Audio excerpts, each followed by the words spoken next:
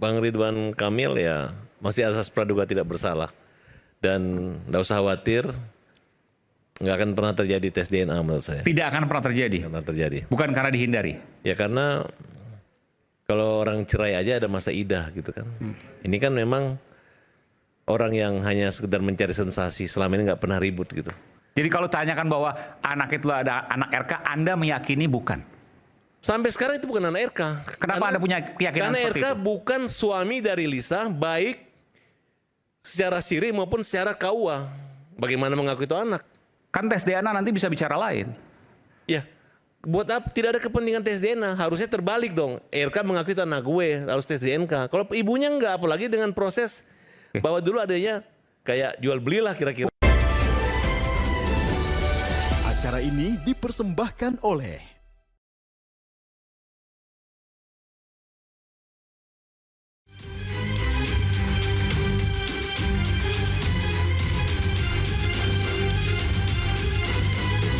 pemanggilan, kita masih ke pemanggilan saksi-saksi lain. Barang bukti elektronik, kemudian juga barang bukti yang lainnya, ada kendaraan dan yang lainnya. Kalau pokoknya motor lah, saya nggak hafal merek itu. Saya tidak pernah berhubungan dengan laki-laki manapun selain Pak RK. Kita tanggapan yang terkait yang lagi ramai Pak gimana Pak? Pakai ahli hukum kan dan tim hukum aja. Yang paling melanggar adalah enggak boleh. Itu longsor, sampai longsor. Ya itu udah terbelah. Kang RK memang identik dengan Jawa Barat karena Kang RK orang Sunda ya. Tetapi dari sisi kemampuan kepemimpinannya, sebenarnya Kang RK itu wajah kota.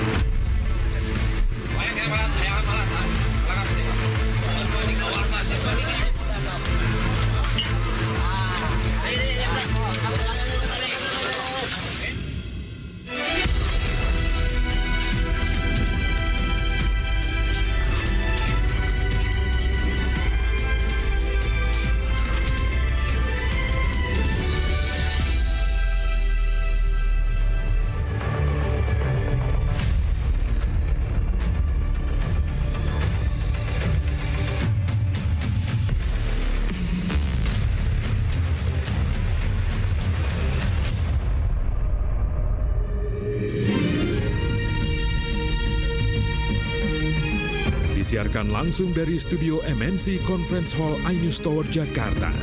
Inilah Rakyat Bersuara bersama Aiman Wicaksono.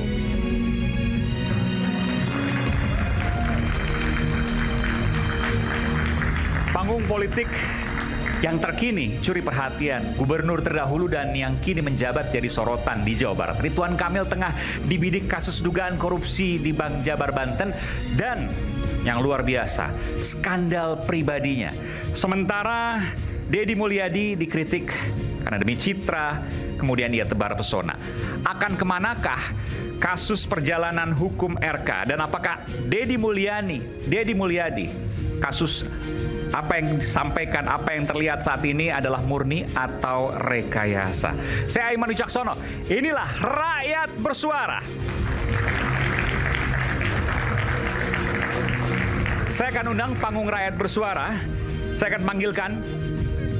Terima kasih kepada Bupati Purwakarta, Bung Saiful Bahri bin Zen, Om Zen. Silakan Om Zen. Panggilnya Om Zen ini ya. Langsung dari Purwakarta, Jawa Barat. Oke.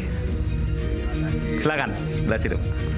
Kemudian saya panggilkan praktisi hukum asli Indramayu, Jawa Barat, Bung Tony RM. Selamat malam Bung Tony. Malam, terima kasih Bang Aiman. Guru Besar Komunikasi Politik Profesor Lely Aryani, Bunda Lely.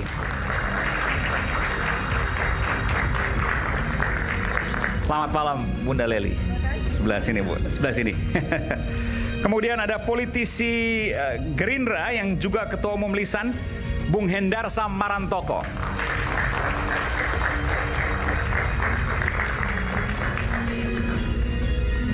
Siap. Kemudian ada praktisi hukum. Ini kalau saya bilang praktisi hukum spesialis artis, Bung Farhad Abbas. Apa kabar Bung Farhad? Lama nggak berjumpa ini.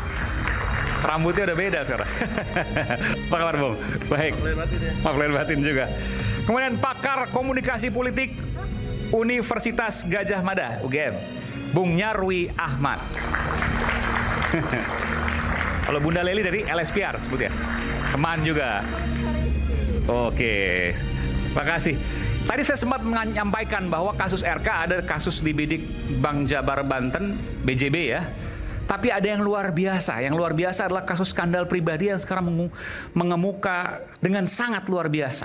Pertanyaannya RK, kalau bicara orang Indonesia ya, secara sosial, kasus korupsi, kasus hukum secara umum, meskipun korupsi ekstraordinari luar biasa, ternyata banyak yang kemudian muncul lagi. Tapi kalau bicara kasus asusila, susah tuh muncul lagi, apalagi bicara politik. Artinya karir politik RK dengan adanya kasus ini, Lisa Mariana, habis. Pertanyaannya, ia habis atau dihabisi? Ada yang mau jawab? Bung Farad, silakan. Itu memang niatnya kan untuk menghabisi Ridwan Kamil. Untuk menghabisi? Ya, karena peristiwa adanya orang nekat yang ibaratnya transaksional ya. Kemudian mereka melakukan perang media sosial, kemudian sampai mengajukan konferensi pers dengan menunjuk pengacara gitu. Agak aneh aja menurut saya, makanya saya nasihati lawyer-lawyer.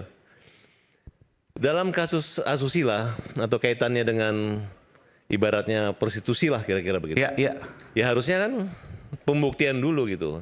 Dan tidak secara vulgar untuk mempermalukan. Karena Pak Ridwan Kamil ini adalah orang yang berpengaruh dan mantan gubernur, mantan wali kota ya. Nah, kemudian mereka dengan menuduh hanya untuk mempermalukan aja gitu. Makanya saya bilang kok berani banget kalian. Tapi kan ada pertanyaan juga dari publik. Perlawanan dari Ridwan Kamil seolah nggak ada. Jangan-jangan ini benar. Kan itu pertanyaan publik. Ya kita lihat kalau bahwa perkara-perkara begini ini kan kalau makin dilawan kan makin viral kan mereka untuk mempermalukan. Tidak ada untungnya gitu. Diam. Jadi Anda menyaksikan bahwa ini benar-benar terjadi. Bukan, budaya Indonesia itu tidak seperti ini gitu. Nah, sedangkan persidangan aja itu untuk perkara-perkara yang menyangkut anak di bawah umur, asusila, pemerkosaan itu tertutup gitu. Nah, ini vulgar, terbuka, konferensi ini pers. vulgar sengaja dan menggunakan jasa lawyer loh. Nah, makanya gimana kalau misalnya ternyata tidak benar? Kan jelas bahwa ada keterangan saksi bahwa mengatakan bahwa dia umur 21 baru habis haid. Ya kan, habis haid itu berarti nggak mungkin. Kemudian ada percakapan dia dengan teman, pengakuan yang secara terbuka bahwa mungkin dia nggak mungkin mengandung, nggak mungkin. Ya, tidak mungkin. Ya, itu saya pastikan. Tergantung siklus itu kan. Ya, bukan masalah siklus kalau namanya waktu nanti perempuan yang bisa menjawab. 1 ke 14 ya dokter kan. Ya. Saya punya pengalaman juga karena saya punya program waktu pernah berumah tangga dulu. Ya. Nah, kemudian ada pernyataan mewah bahwa dia pernah hamil dengan laki-laki lain, ada chatnya juga. Tujuannya adalah materi. Nah, dia tidak menyadari. Ini boleh aja orang mengatakan bahwa dia pertama kali perawan. Nanti di dokter kandungan ketika diuji forensik alat kemaluan itu nanti akan ketahuan. Kapan orang ini perawan, tanggal berapa kali. Oh itu bisa ketahuan? Bisa ketahuan. Bukan hanya mengaku saya diperkosa. Saya pernah menangani satu perkara begitu juga. Jadi nggak sembarang mengaku bahwa saya pertama kali ketemu dengan Pak RK dalam keadaan perawan. Tidak pernah dengan yang lain dan sebagainya. Kemudian menawarkan pakai kondom. Mana ada perawan? Ya, maaf ya. Mana ada seorang perawan bukan melakukan praktek tiba-tiba mau mengatakan pakai alat pengaman gitu. Nah, oleh karena itu dalam perkara ini jangan khawatir. Di negara sebelah juga Perdana Menterinya pernah dipenjara, makan di proses sidang dituduh sodomi tapi ternyata tidak terbukti dan bebas. Anda menilai bahwa pembuktian Lisa Mariana nanti akan sulit? Ya, Lisa itu kan sudah punya suami. Lisa udah punya suami? Udah punya suami, udah punya anak lagi gitu. Oh, sekarang makanya ini saya minta tolong hadirkan suaminya Lisa, hadirkan. Apa motivasi di sini? Kalau dia sebagai orang tua atau bapak baru daripada anak-anaknya Lisa, tidak mampu dan tidak mau membiayai anak ini, jangan dia sodoran istrinya menggunakan pengacara kemudian menggunakan media massa. Apa kaitannya suami-suami kan setelah, kalau menurut keterangan Lisa nih ya, setelah punya affairs dengan RK, menurut keterangan Lisa, kan begitu? Enggak, Lisa ini katanya udah punya anak, tapi dia menikah dengan seorang seniman pembuat tato. Ada kan suaminya? Ada anak lagi gitu. Berarti dia sekarang berumah tangga dalam keadaan normal. Ya, sekarang. Ya. Kalau saya jadi suami yang baik, benar, ketika istri saya ngaku bahwa anak yang dibawa itu adalah anak pejabat gitu, saya marah. apalagi digembor-gemborkan. Itu kan tanggung jawab bapak sambungnya gitu. Ini diam gitu. Jadi menurut saya ada konspirasi antara suaminya dengan istrinya, termasuk dengan lawyer-lawyer ini gitu. Entah itu apakah motivasinya uang atau untuk menghabisi RK secara politik. Motivasinya adalah uang. Kalau uang. memang dia serius ya, mau teriak tes DNA, dia laporkan aja pidana. Apa? Perbuatan cabul umpamanya. Atau prostitusi, mana germonya? Silakan, belum daluarsa kok. Nah, tapi karena memang yang namanya hubungan suka sama suka itu kan tidak dilarang. Nah, kalau dia memang jual diri, yang namanya orang jual diri itu ya udah transaksional selesai. Bukan tiba-tiba mengaku hamil dan menuntut orang yang menggunakan jasa itu untuk mempertanggungjawabkan sebagai ayah gitu. Nah, ini terjadi karena kebetulan Pak Ridwan Kamil orangnya kan jarang dengan perkara yang seperti gini. Mungkin dia tidak berpengalaman menghadapi karena mau baik buruk begitu adalah wanita yang nekat mengatakan ini anak lu, dia nggak bisa jawab, tetap orang mengatakan benar gitu. Awalnya saya sih berpikir saya benar. Begitu saya lihat pernyataan dia umur 21 habis haid langsung berhubungan. Nggak masuk akal itu. Ya nggak masuk akal gitu. Jadi kalau dia memang nakal ya nakal aja. Dan itu adalah sanksi moral sosial dan diakui kok di Indonesia. Lu nikah di luar nikah ya anaknya bukan tidak berhak mendapat pendidikan, bukan tidak berhak mendapat kehormatan tetap. Walaupun memang ada putusan MK mengatakan hak keperdataan itu bisa dibuktikan. Jadi kalau tanyakan bahwa anak itu ada anak RK, Anda meyakini bukan? Sampai sekarang itu bukan anak RK. Kenapa Anda punya keyakinan karena seperti RK itu? bukan suami dari Lisa, baik secara siri maupun secara KUA. Bagaimana mengaku itu anak? Kan tes DNA nanti bisa bicara lain. Ya, buat apa? Tidak ada kepentingan tes DNA. Harusnya terbalik dong. RK mengaku itu anak gue, harus tes DNA. Kalau ibunya enggak, apalagi dengan proses bahwa dulu adanya kayak jual belilah kira-kira. Bukan kan begini. Misalnya dia tidak mengakui, RK tidak mengakui. Tapi kemudian ketika tes DNA kan itu akan terbukti misalnya. Ya, ataukah tidak terbukti, nanti kita nggak tahu. Ya buat apa? Kalau saya juga kalau ada 5.000 orang mengaku DNA apa saya nggak mau juga. Kecuali mamanya nih pernah terjadi perbuatan apa, ada pidananya, kemudian dilaporkan. Nah, untuk membuktikan itu atas perintah penyidikan. Boleh-boleh saja, tapi kalau hanya heboh-heboh di media sosial nggak ada gunanya. Dan saya udah pastikan bahwa pengakuan orang itu kan nggak bisa diulang 2 kali gitu. Termasuk, pemerasan dong ini jadinya. Ya, menurut saya ini pemerasan. Anda menduga ini pemerasan? Pemerasan, karena dia pernah menerima uang gitu. Kalaupun Pak Ridwan Kamil pernah memberi uang kepada wanita ini, ya mungkin karena dia sebagai gubernur dan dia mungkin ditipu, bilang dia masih mahasiswa ternyata tidak digunakan untuk sekolah. Dan itu tidak ada kaitannya dengan anak itu. Dan biasa aja daripada ribut mungkin dia pernah ya namanya orang hilap kan saya tidak membantah kan nama hubungan pribadi. Tapi sepanjang tidak ada bukti, tidak ada saksi tidak bisa. Tidak bisa dia mengaku bahwa aku pernah tidur 2 kali begini-begini nggak bisa gitu. Nanti dia ketika dia diperiksa, dites sama dokter ahlinya nanti ketahuan kok. Dia perawan usia berapa ketahuan. Oh itu bisa kelihatan. Pasti ketahuan. Dan bisa ketahuan dia minggu lalu habis berhubungan dengan laki-laki ini kalau misalnya dia mengatakan ini masih bisa ketahuan. Karena satu kasus saya dulu nggak percaya. Dalam rentang seminggu bisa? Bisa ketahuan dari kapan lecetnya seminggu ini ketahuan sama dokter ahli. Sampai berapa waktu ke belakang itu bisa dilihat oleh dokter ahli? Sampai pertama kali dia perawannya umur berapa? Oh itu bisa di trace semua? Ya orang meninggal aja berapa jam sebelum bisa dihitung kok sama mereka. Apalagi hanya cuma selaput gitu. Anda yakin itu? Itu bisa? Yakin. Bukan hanya keriput yang punya usia. Selaput juga punya usianya gitu. Oke, luar biasa. Ada perbedaan pendapat? Silakan. Bunda Leli dulu, kayak yang perempuan ini. Ya, kalau saya tidak mau masuk ke wilayah yang bersifat medis atau hukum ya, karena saya tapi keterlibatan perempuan dalam politik kadang-kadang menyebabkan seorang elit politik itu berada di tempat yang salah di waktu yang tepat. Enggak, tapi secara perempuan ini diduga pemerasan dan sebagainya, setuju? Ntar dulu. Jadi berada di tempat yang salah di waktu yang tepat atau sebaliknya, berada di waktu yang tepat di tempat yang salah. Mungkin yang menimpa RK adalah salah satu dari hal itu, ya. Peristiwa ini bukan kali ini, Kang. Kang, bahwa sebetulnya di 2012 kalau tidak salah kita masih ingat hebohnya peristiwa yang terjadi pada politisi Golkar waktu itu.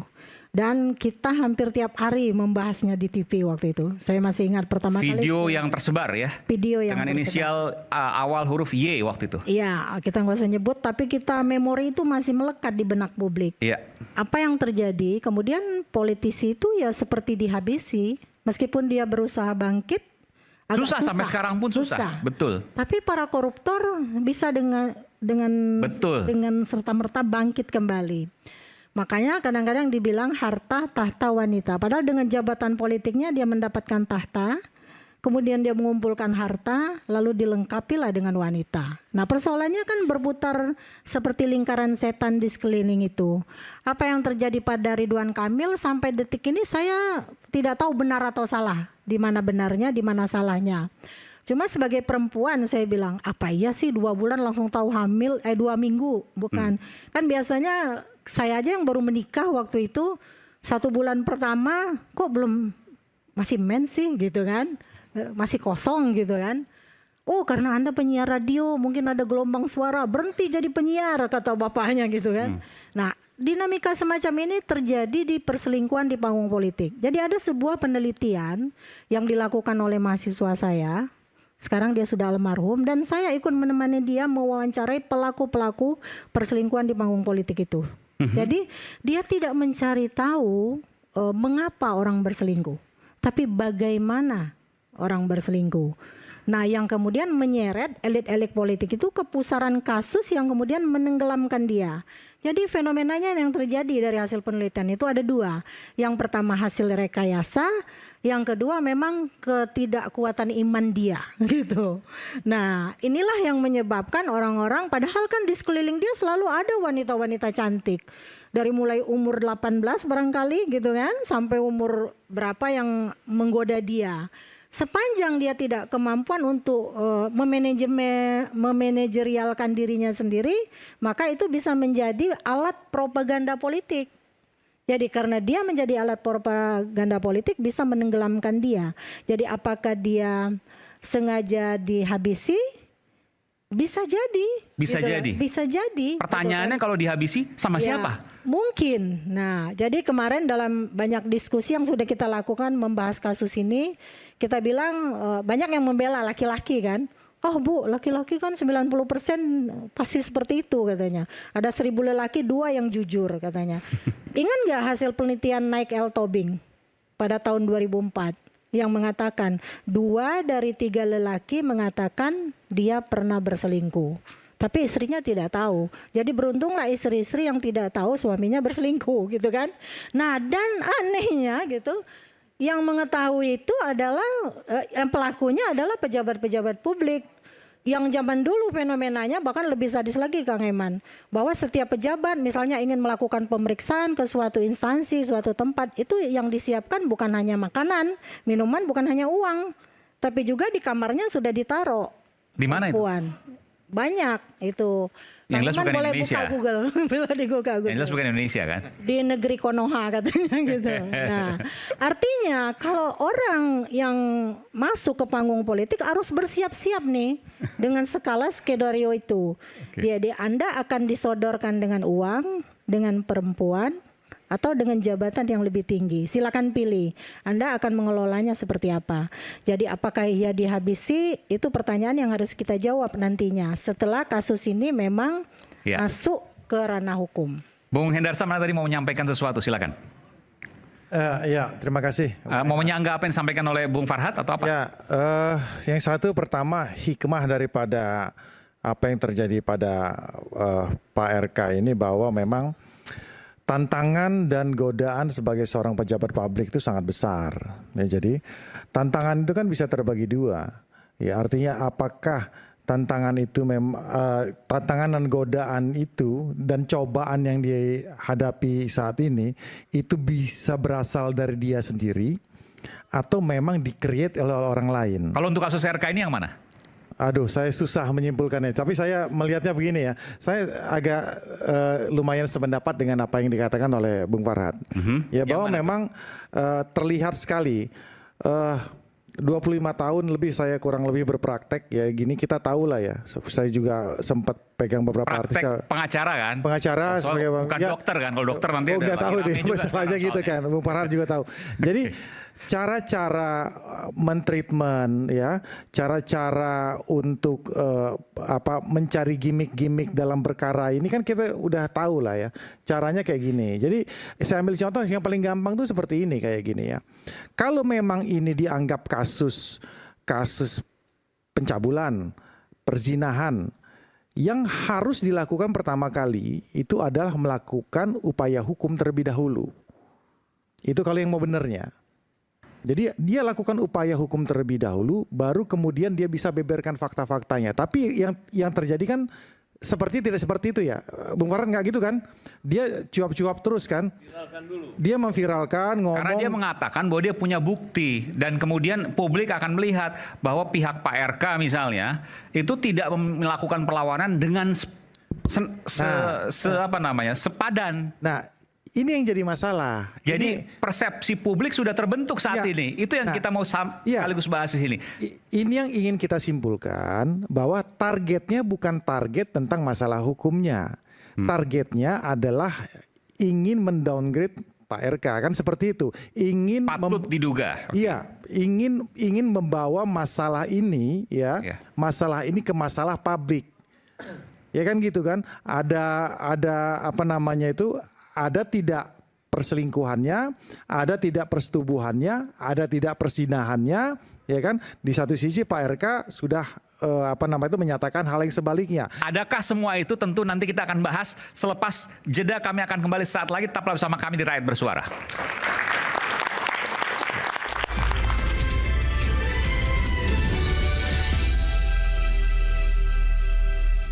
Lisa Mariana dan tim kuasa hukumnya cuap-cuap terus ngomong segala macam, kan seperti itu. Kemudian di salah satu pihak Pak Ridwan Kamil juga tidak melakukan upaya hukum terhadap hal tersebut.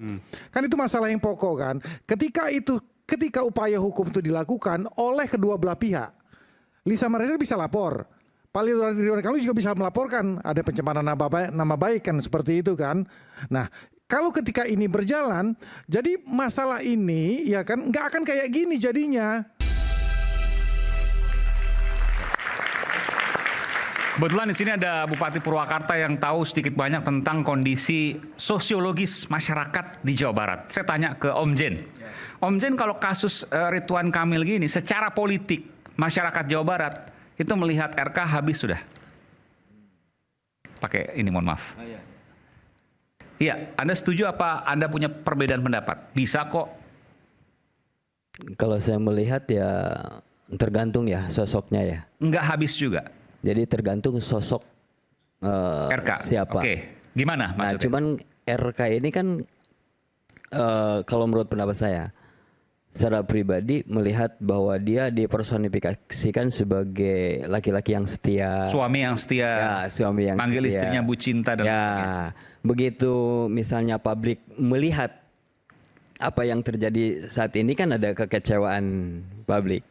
Nah, entah kemudian masyarakat ini secara politik bisa memaafkan atau tidak dengan kondisi Pak Ridwan Kamil saat jawabannya? ini ya.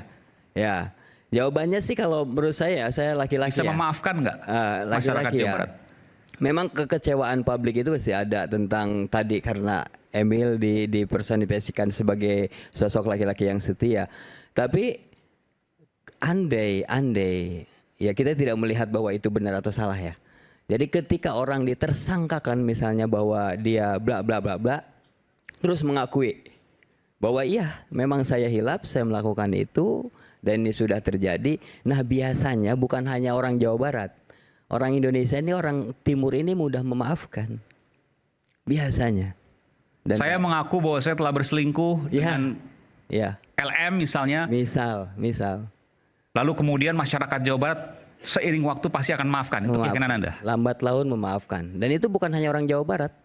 Kita Indonesia, orang Timur itu sangat mudah untuk memaafkan. Gitu. Jadi itu yang Anda yakini itu? Ya.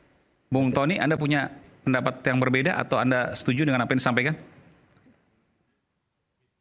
Ada di Jawa Barat juga nih soal ini. Ya. Mau maju bupati, saya nggak tahu juga nanti. Terima kasih Bung Aiman. Saya sebagai warga Jawa Barat dan juga diundang di sini sebagai praktisi hukum.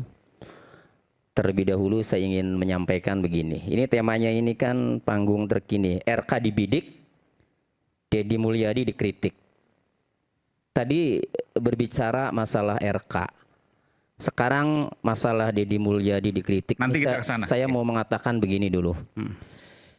Kang Deddy Mulyadi ini belakangan memang banyak dikritik. Ini RK dulu nih, kenapa langsung ke Deddy Mulyadi? Belum. Ya, nanti saya ke sana. Oke, baik. Ya. Tapi ada video terakhir yang saya dengar dari Kang Deddy Mulyadi, ternyata beliau luar biasa menyikapinya. Soal dikritik. Oke. Karena dianggap Deddy Mulyadi melakukan tindakan itu berdampak ke RK kan. Nah, nanti ke sana. Nah, saya mau mengapresiasi sikap Kang Deddy Mulyadi ketika menerima kritikan, ia menerima dengan baik dan ia berprinsip bahwa sahabat yang baik adalah sahabat yang mengingatkan. Jadi malam ini saya apresiasi kepada Kang Deddy Mulyadi yang membuka diri menerima kritikan publik. Itu bisa tepuk tangan untuk Kang Deddy Mulyadi. Lalu berdasarkan tema ini, apakah RK dibidik?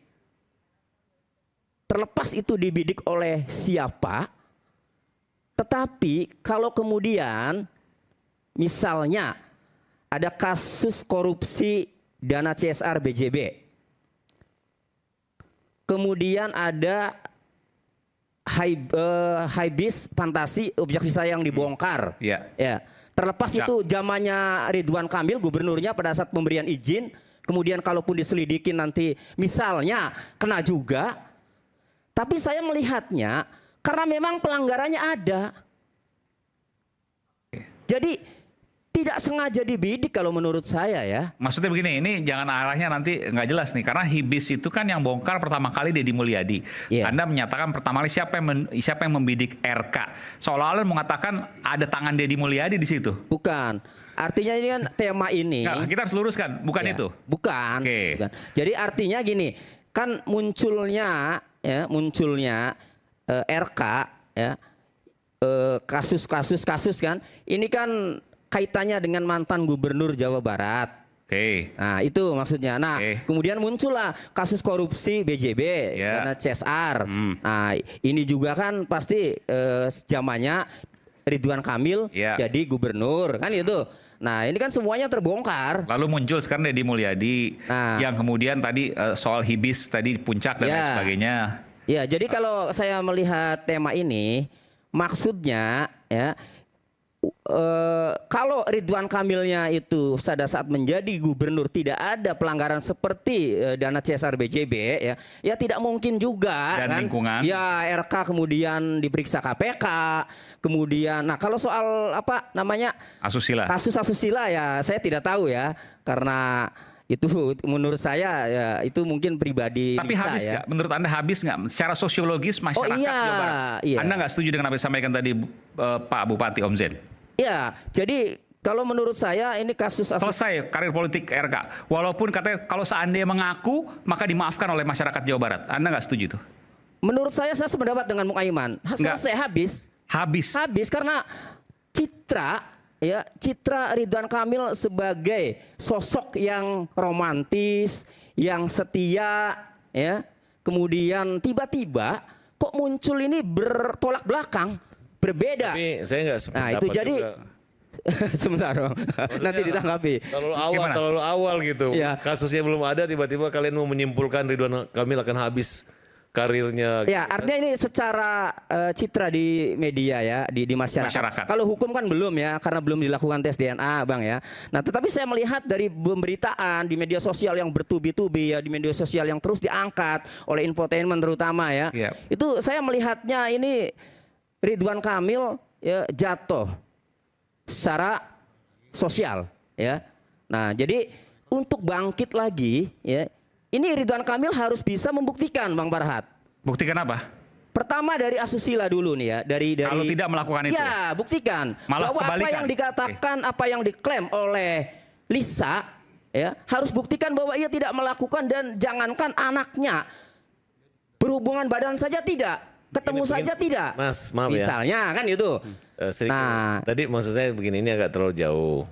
Tadi Mas sudah ngomong ya, bahwa apabila dia ada kepentingan, jadi kita jangan juga ngomong ini kesana kemari. Dia kalau memang dia punya bukti, dia buat laporan polisi. Lisa dong. Ya di situ kan dia bisa membuktikan bahwa saya gini gitu. Mungkin apa? Sampai sekarang nggak ada laporan itu nggak ada gitu. Terus kedua, masalah budaya. Kalau dalam hukum Islam ini orang yang berzina ada suami istri itu semua diam-diam harus ada saksi 4. Ketahuan benar dirajam. Nah ini terbalik. Nggak ada yang tahu beritahu, membuktikan segala macam, nggak takut ya. Berarti hukum kita nggak menjangkau ke situ. Nah kalau memang dia yakin bahwa mungkin dia waktu diperkosa atau nggak dibayar, silakan lapor. Nah kalau masyarakat Jawa Barat bukan memaafkan Mas. Perkara-perkara segini manusia bukan Jawa Barat. Kalau hanya namanya asusila segala macam selama kecuali dia terbukti diperkosa, mungkinlah seumur hidup. Tapi kalau hanya gosip ini, itu menurut saya Anda menyangka ini gosip? Bukan gosip, itu bukan dimaafkan, dilupakan, mudah banget dilupakan. Sekarang saya mau tanya sama kalian, saya punya kasus perempuan apa? Pasti kalian lupa kan? Ya beda lah Fahrat Abbas sama Ridwan Ya, Kamil. Karena udah kebanyakan mungkin. Oke, tunggu. Beda lah. Jangan serang. Saya aja udah lupa nama siapa. Nanti siapa ketahuan Arif saya. Ini malah ngebuka sendiri. Ya, jangan Pak, saya pasti KO nanti, saya ngaku nanti. Nah, jadi kalau masyarakat Jawa Barat, ini kan bicara Sunda, ini mohon maaf ya, saya kuliah di Jawa Barat, mulai karir jadi pengacara Jawa Barat. Orang Jawa Barat ini, laki-lakinya baik-baik, manis-manis kayak laki-laki yang baik-baik bener.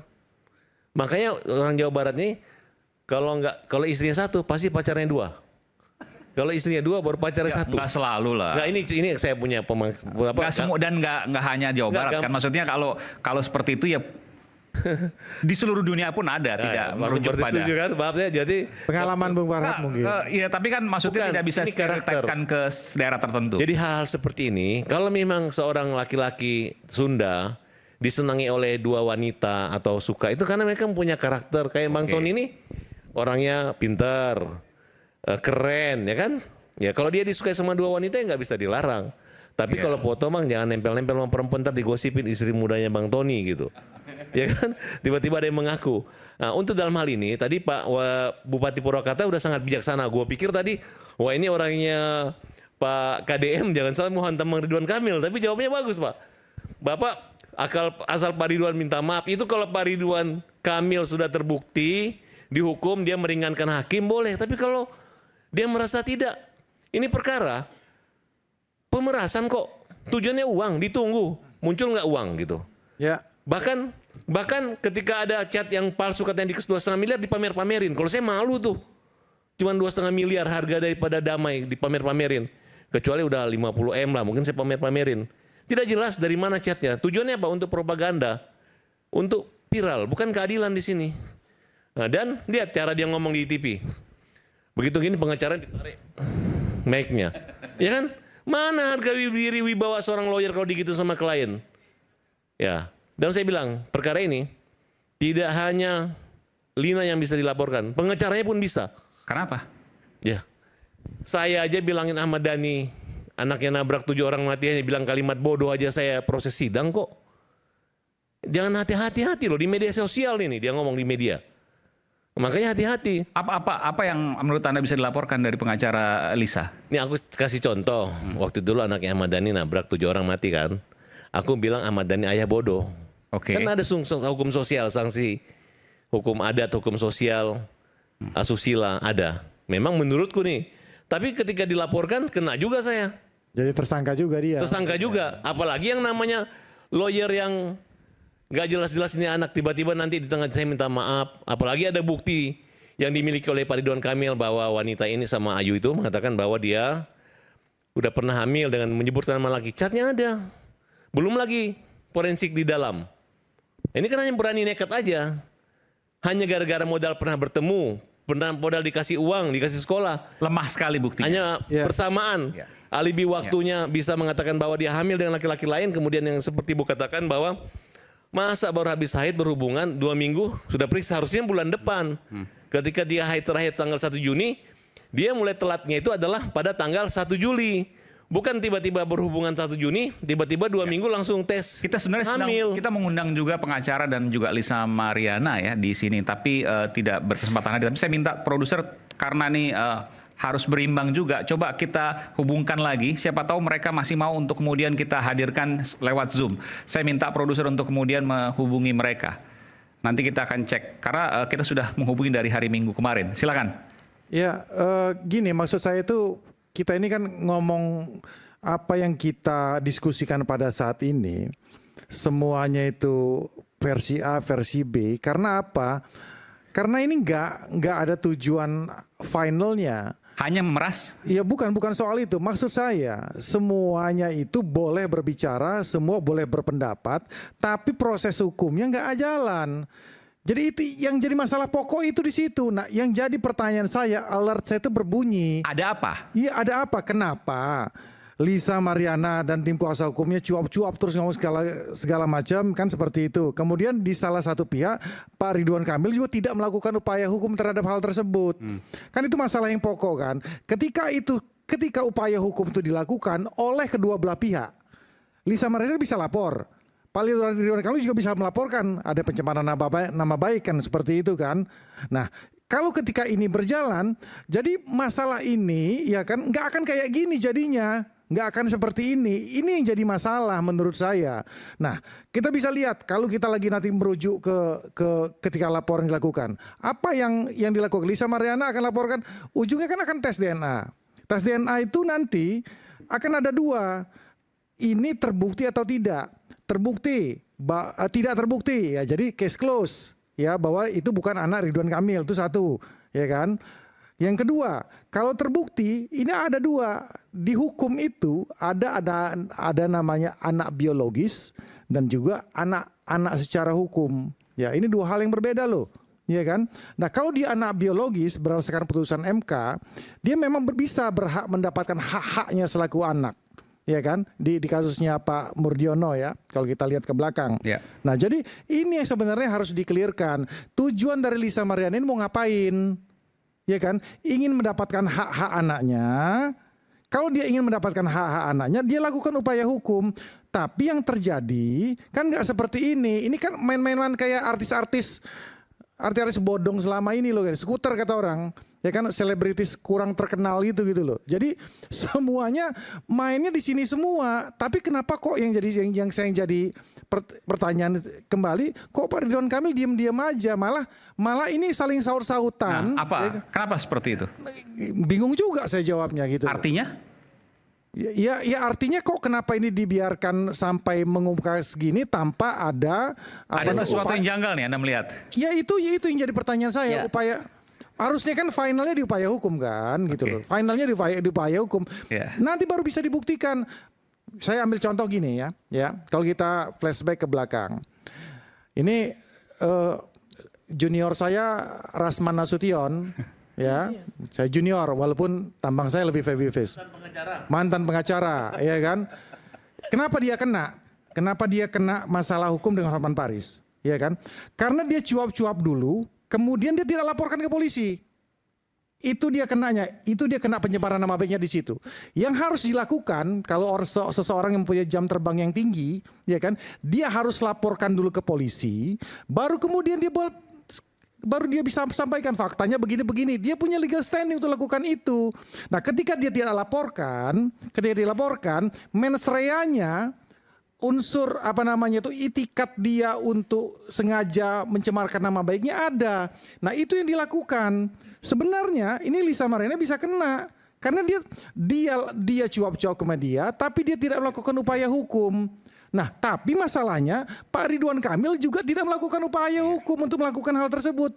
Kan ini kan jadi sesuatu yang menjadi sesuatu yang menurut saya agak sedikit janggal juga kita ngelihatnya. Jadi saya sarankan kedua-duanya lakukan upaya hukum. Ya kan, dengan versinya masing-masing. Artinya begini, kalau seandainya Ridwan Kamil memang tidak melakukan hal tersebut, maka dengan sangat mudah ia tinggal melaporkan, lalu kemudian Lisa, bahkan pengacara tadi menurut Bung Farhad itu bisa terkena pasal pencemaran nama baik. Ya. Tapi kenapa kemudian Ridwan Kamil tidak melaporkan? Itu hal yang janggal dan tanda tanya besar. Ada apa di balik itu semua? Kita akan kembali saat lagi. Isu hangat kadang bikin penat, apalagi kalau kita tidak bisa mencerna dengan cermat. Jangan lupa secangkir kopi yang hangat dan nikmat untuk menemani kebersamaan dalam program Rakyat Bersuara bersama saya Aiman Wicaksono. Kami kembali setelah jeda.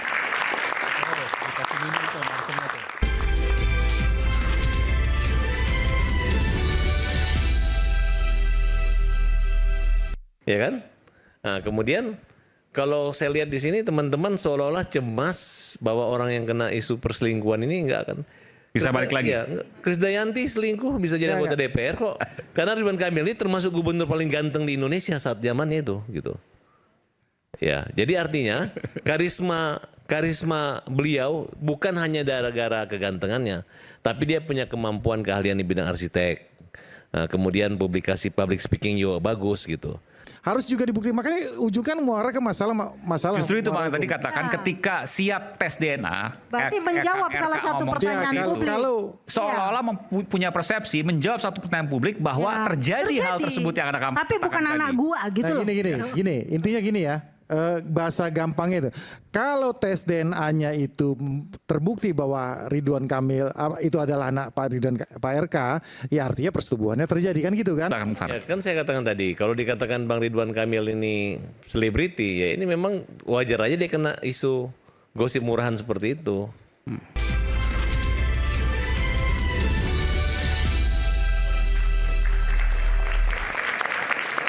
Di sini ada pakar komunikasi politik selain Bunda Leli, Prof. Bunda Leli, ada juga Bung Nyarwi Ahmad. Bung Nyarwi, Anda setuju dengan pernyataan saya? Ini kita nggak bicara soal dalam jangka waktu dekat, tapi kalau bicara soal elektoral pemilihan itu kan 2029.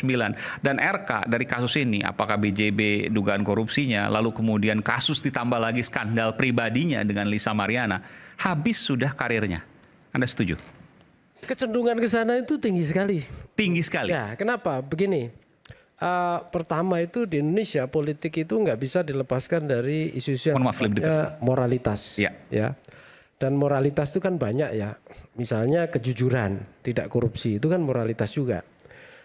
Kemudian santun, ya secara keagamaan taat gitu ya, orang soleh gitu ya, misalnya begitu itu kan isu-isu moralitas semua. Dan setahu saya memang isu-isu ini kalau terkait dengan panggung elektoral itu sensitif, ya. Misalnya saya tarik ke belakang ya. Ini kita tidak hanya bicara RK saja sesungguhnya, tapi kan banyak juga para tokoh yang kemudian ada skandal-skandal yang sifatnya terkait moral ya, misalnya selingkuh atau apa gitu ya. Dan itu akan jadi selalu sasaran. Bahkan yang 2012 ya, saya lupa tahunnya, tapi 2012 sampai sekarang sudah 13 tahun nggak bisa muncul juga, walaupun mungkin jadi pengurus dan lain sebagainya, tapi nggak muncul ke publik. Iya, artinya dia tidak mungkin biasanya ya kalau itu terbukti, biasanya sulit untuk menjadi figur utama yang di panggung utama politik gitu ya. Memang risikonya begini, sedikit ya. Jawa Barat ini agak unik. Kita agak tarik luas sedikit ya, Bung Aiman. Banyak tokoh dari gubernur, wakil gubernur itu selebriti. Selebriti. Jadi kalau di teori saya itu kan selebriti politik ada dua, dari selebriti ke politik. Dari politisi yang kemudian menjadi selebriti politik. Deddy Mulyadi, Ridwan Kamil, dua-dua selebriti itu? Itu dari politisi menjadi selebriti politik. Kalau Deddy Miswar, Deddy Yusuf, itu dari selebriti kan, masuk ke politik kan gitu. Dan Jawa Barat ini ramah, artinya ramah itu pengagum gitu ya. Pemilihnya itu senang figur-figur ya, yang bisa mencitrakan dirinya. Bisa selebriti itu kan dia harus punya fanbase ya. Dan Pak Ridwan ini kan luar biasa berhasil dengan medsos dia beradaptasi gitu ya, Pak RK ini ya. Kemudian ya figur ayah yang sempurna misalnya begitu, kira-kira begitu. Tapi kan kemudian ada hal-hal yang menyerempet ya, hal-hal yang negatif. Karena ini dia ibaratnya selebriti itu biasanya citranya itu bubble ya, melambung tinggi. Tapi resikonya adalah apa? Kalau bubble ini meletus. Bubble ini dia sudah di ujung puncak, tapi puncak ini mengarah ke ujung jurang, gitu ya. Yang sekarang terjadi di RK. Saya khawatir Pak RK ini di tepi jurang udah, gitu ya. Udah meletus belum bubble-nya? Pelan-pelan.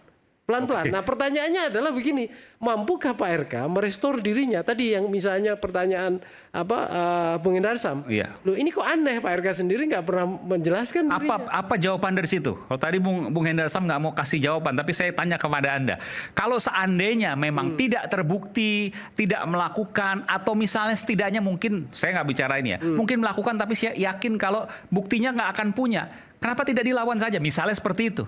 Kenapa RK cenderung diam dan mengacaranya? Ada dua pandangan saya, Bung Ais. Bagaimana menerjemahkan itu? Iya, dua pandangan saya. Saya tidak bicara aspek hukum ya. Yang pertama misalnya kalau kita bicara mengelola diri seseorang, Pak RK sebagai dirinya misalnya sebagai selebriti. Selebriti itu kan punya narasi dan story. Ada drama naik turun. Penonton ini kan juga perlu menyimak cerita. Agak di situ. Ya, perlu menyimak. Pemancarnya soal di bawah. Menyimak drama atau cerita. Okay, baik. Kan gitu. Nah, ini ceritanya masih berseri nih. Jadi ya tentu belum anti klimaks. Jadi Pak RK saya kira sebagai selebriti juga menikmati story ini. Masa menikmati? Ini kan bicara soal keluarga. Kita belum bicara anak loh, ya, Pak Nyarwi. Ngerti saya ngerti. Ini luar biasa. Ini Bayangnya luar biasa personal ini. Diri individual Pak RK sebagai individu ya. Tapi kita melihat pesona sebagai sosok selebriti. Selebriti itu kan biasanya entah sadar entah tidak, bawah sadar atau tidak, dia harus tetap muncul dalam algoritma audiensnya. Ya, ada relasi parasocial relation yang itu menjadi modal bagi dia. Ini dari aspek positif. Tentu dia mampu nggak gitu ya? Dia mampu nggak mengelola ini isu-isu ini? Saya contohkan begini deh. Bill Clinton misalnya. Ya. Itu kan figur yang luar biasa. Dengan Monica Lewinsky. Betul. Tapi sebelum dilanjutkan, ya beda dong Amerika dengan Indonesia. Tataran sosialnya kan beda. Betul. Budayanya beda, tapi kan perubahan budaya juga pelan-pelan bergeser. Dalam jangka pendek, ya tadi Pak Zen mengatakan mungkin kalau minta maaf orang memaafkan. Itu contoh ya budaya pemaaf. Tetapi budaya bahwa orang Indonesia tidak suka hal-hal yang menabrak moral, menabrak agama itu ada. Apalagi Jawa Barat.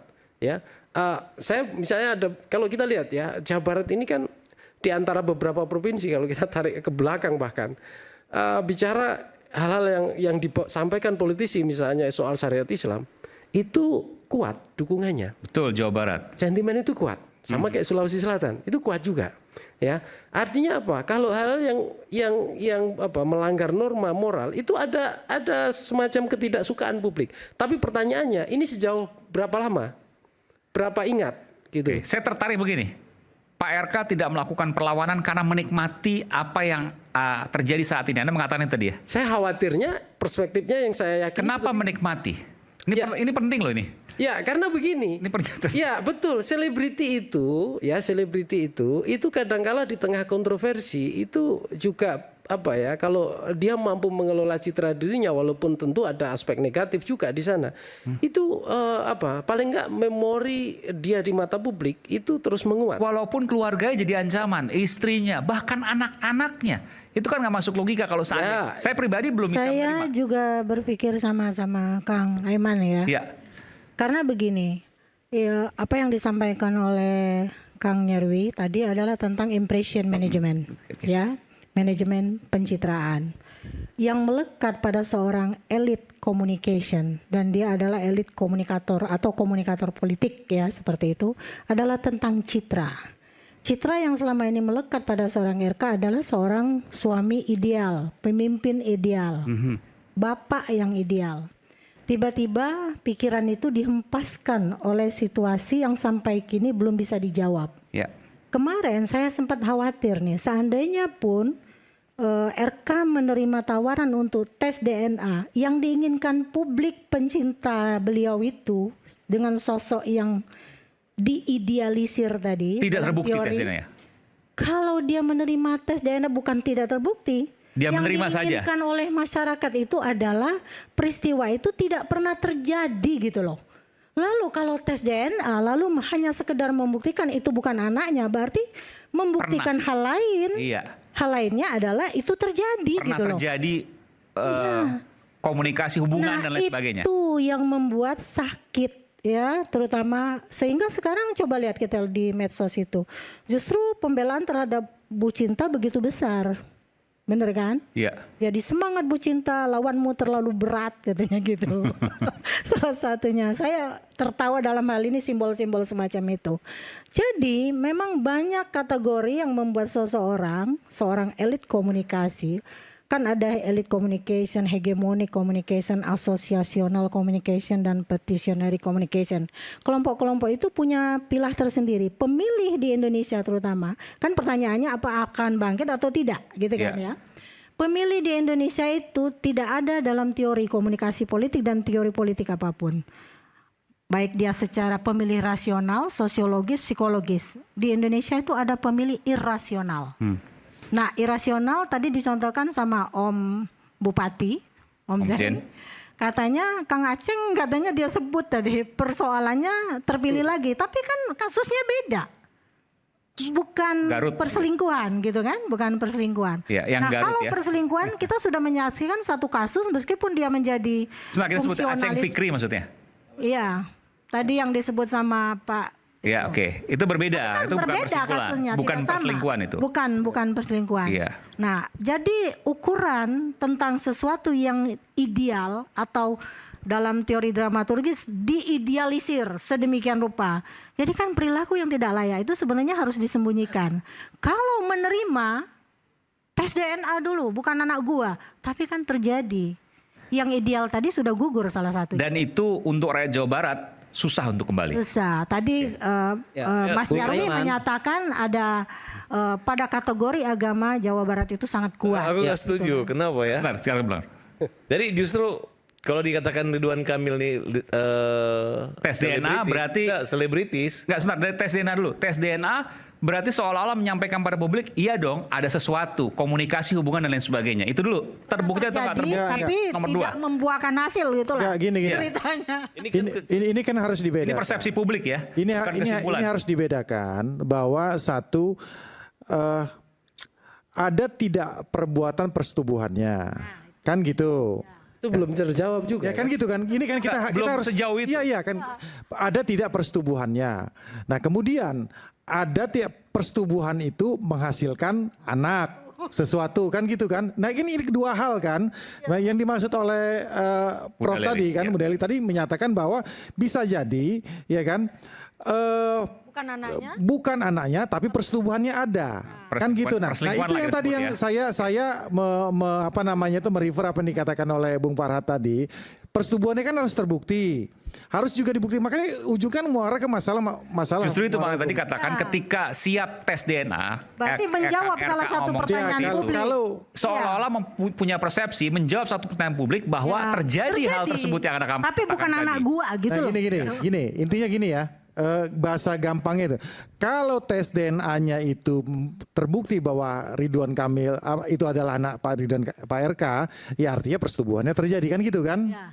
Itu udah fix. Makanya oleh karena itu kalau ini sebelum bicara hasil tes DNA silakan. Tapi begini Mas, sebelum hasil. Kalau jelasin dulu sebentar. Silakan. Betul Bu ya, Bu Bunda Lili. Jadi salah satu citra ideal itu luntur satu. Itu maksud saya. Ini maksudnya. Jadi udah silakan tes DNA, bukan anak gua kok. Tapi tidak menjawab apakah persetubuhannya ada atau tidak. Tapi persepsi publik sudah terbentuk. Silakan Farhad. Ya, kan saya katakan tadi, kalau dikatakan Bang Ridwan Kamil ini selebriti, ya ini memang wajar aja dia kena isu gosip murahan seperti itu. Ya kan? Nah, kemudian kalau saya lihat di sini teman-teman seolah-olah cemas bahwa orang yang kena isu perselingkuhan ini enggak akan bisa balik lagi. Ya, Krisdayanti selingkuh bisa jadi anggota DPR kok. Contoh. Betul Mas. Contoh beberapa yang jadi selingkuh nggak masalah jadi selebritis. Hampir karena ada pepatah aja mengatakan susah mengalahkan orang ganteng dan orang cantik. Karena Ridwan Kamil ini termasuk Farhad Abbas gitu. Aku nggak terlalu ganteng. Karena Ridwan Kamil ini termasuk gubernur paling ganteng di Indonesia saat zamannya itu, gitu. Ya, jadi artinya karisma beliau bukan hanya gara-gara kegantengannya, tapi dia punya kemampuan keahlian di bidang arsitek. Nah, kemudian public speaking juga bagus gitu. Hanya sekarang aja beliau nggak punya jabatan. Too good to be true lah kalau bahasanya ya. Sempurna, tapi ternyata luar biasa ada kasus di ujungnya setelah dia tidak menjabat yang kemudian juga luar biasa menjatuhkannya. Karena isu sensitif tentang wanita ini tadi Ibu Prof bilang katakan tentang harta Toyota wanita kan. Ya memang wanita ini sedikit gosip aja atau pakai rekayasa segala macam ini selingkuh itu bisa, tapi saya yakin masyarakat Jawa Barat sekarang itu bukan pemaaf, lebih modern, tidak hanya otaknya, ilmunya lebih bagus. Nah, justru saya mau menanyakan kepada Pak Bupati, ya Pak Bupati. Bapak kan sebagai ahli budaya, seniman juga di Purwakarta. Kalau kasus-kasus seperti ini, ya untuk bukan menuntut Pak Ridwan Kamil minta maaf baru dimaafkan gitu. Kira-kira apa ritual atau secara adat gitu? Mungkin Bapak sebagai tokoh adat mengatakan adat kalau perlu membersihkan kembali nama Pak Ridwan Kamil karena tidak menutup kemungkinan suatu saat kasus ini akan menimpa atau Bapak alami kira-kira Pak. Ya Pak silakan Bapak dulu saya mendengar ya. Tapi kemudian kalau Bapak mengalami gitu, bukan Bapak lah.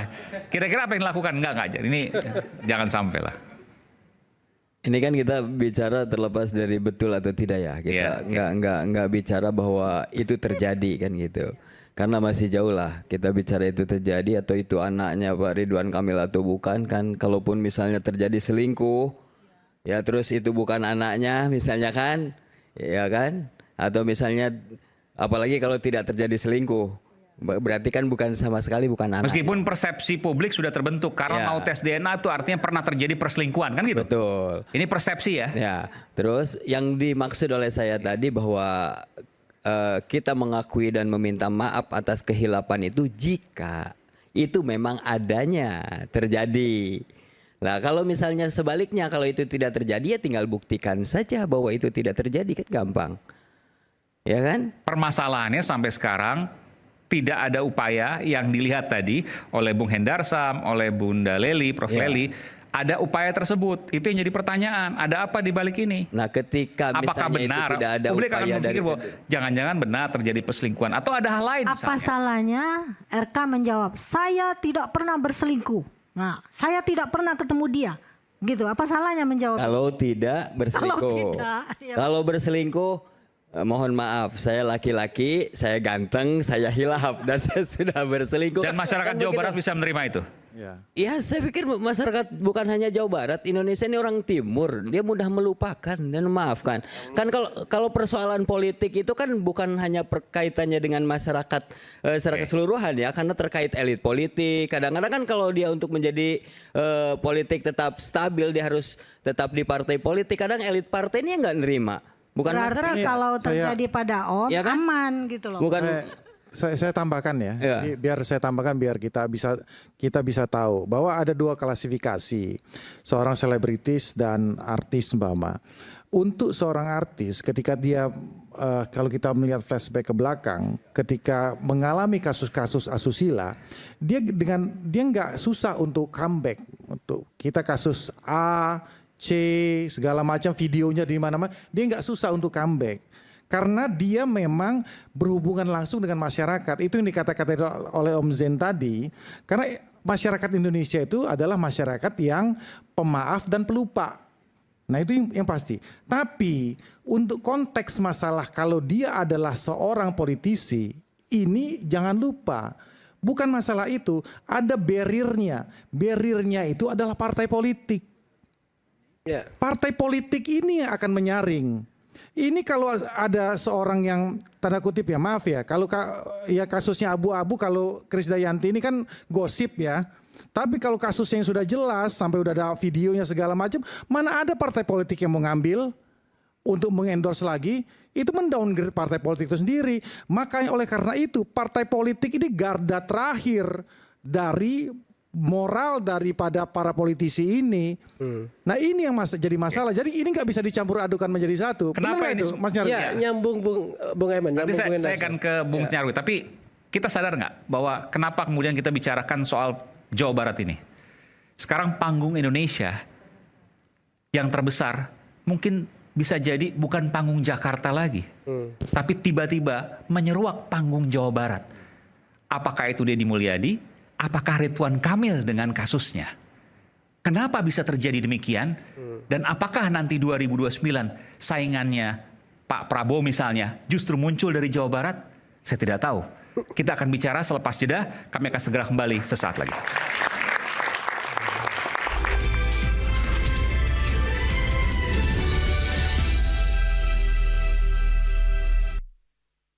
Sebelumnya kita sempat berdebat di banyak media juga. Kenapa Ridwan Kamil naik ke Jakarta? Pergi ke Jakarta, padahal dia Jawa Barat banget waktu itu kan. Jadi seperti dia direkayasa juga untuk masuk ke sini, pada akhirnya tumbang juga gitu kan. Perdebatan itu tidak pernah selesai sampai akhirnya memang Ridwan Kamil seperti terbungkus.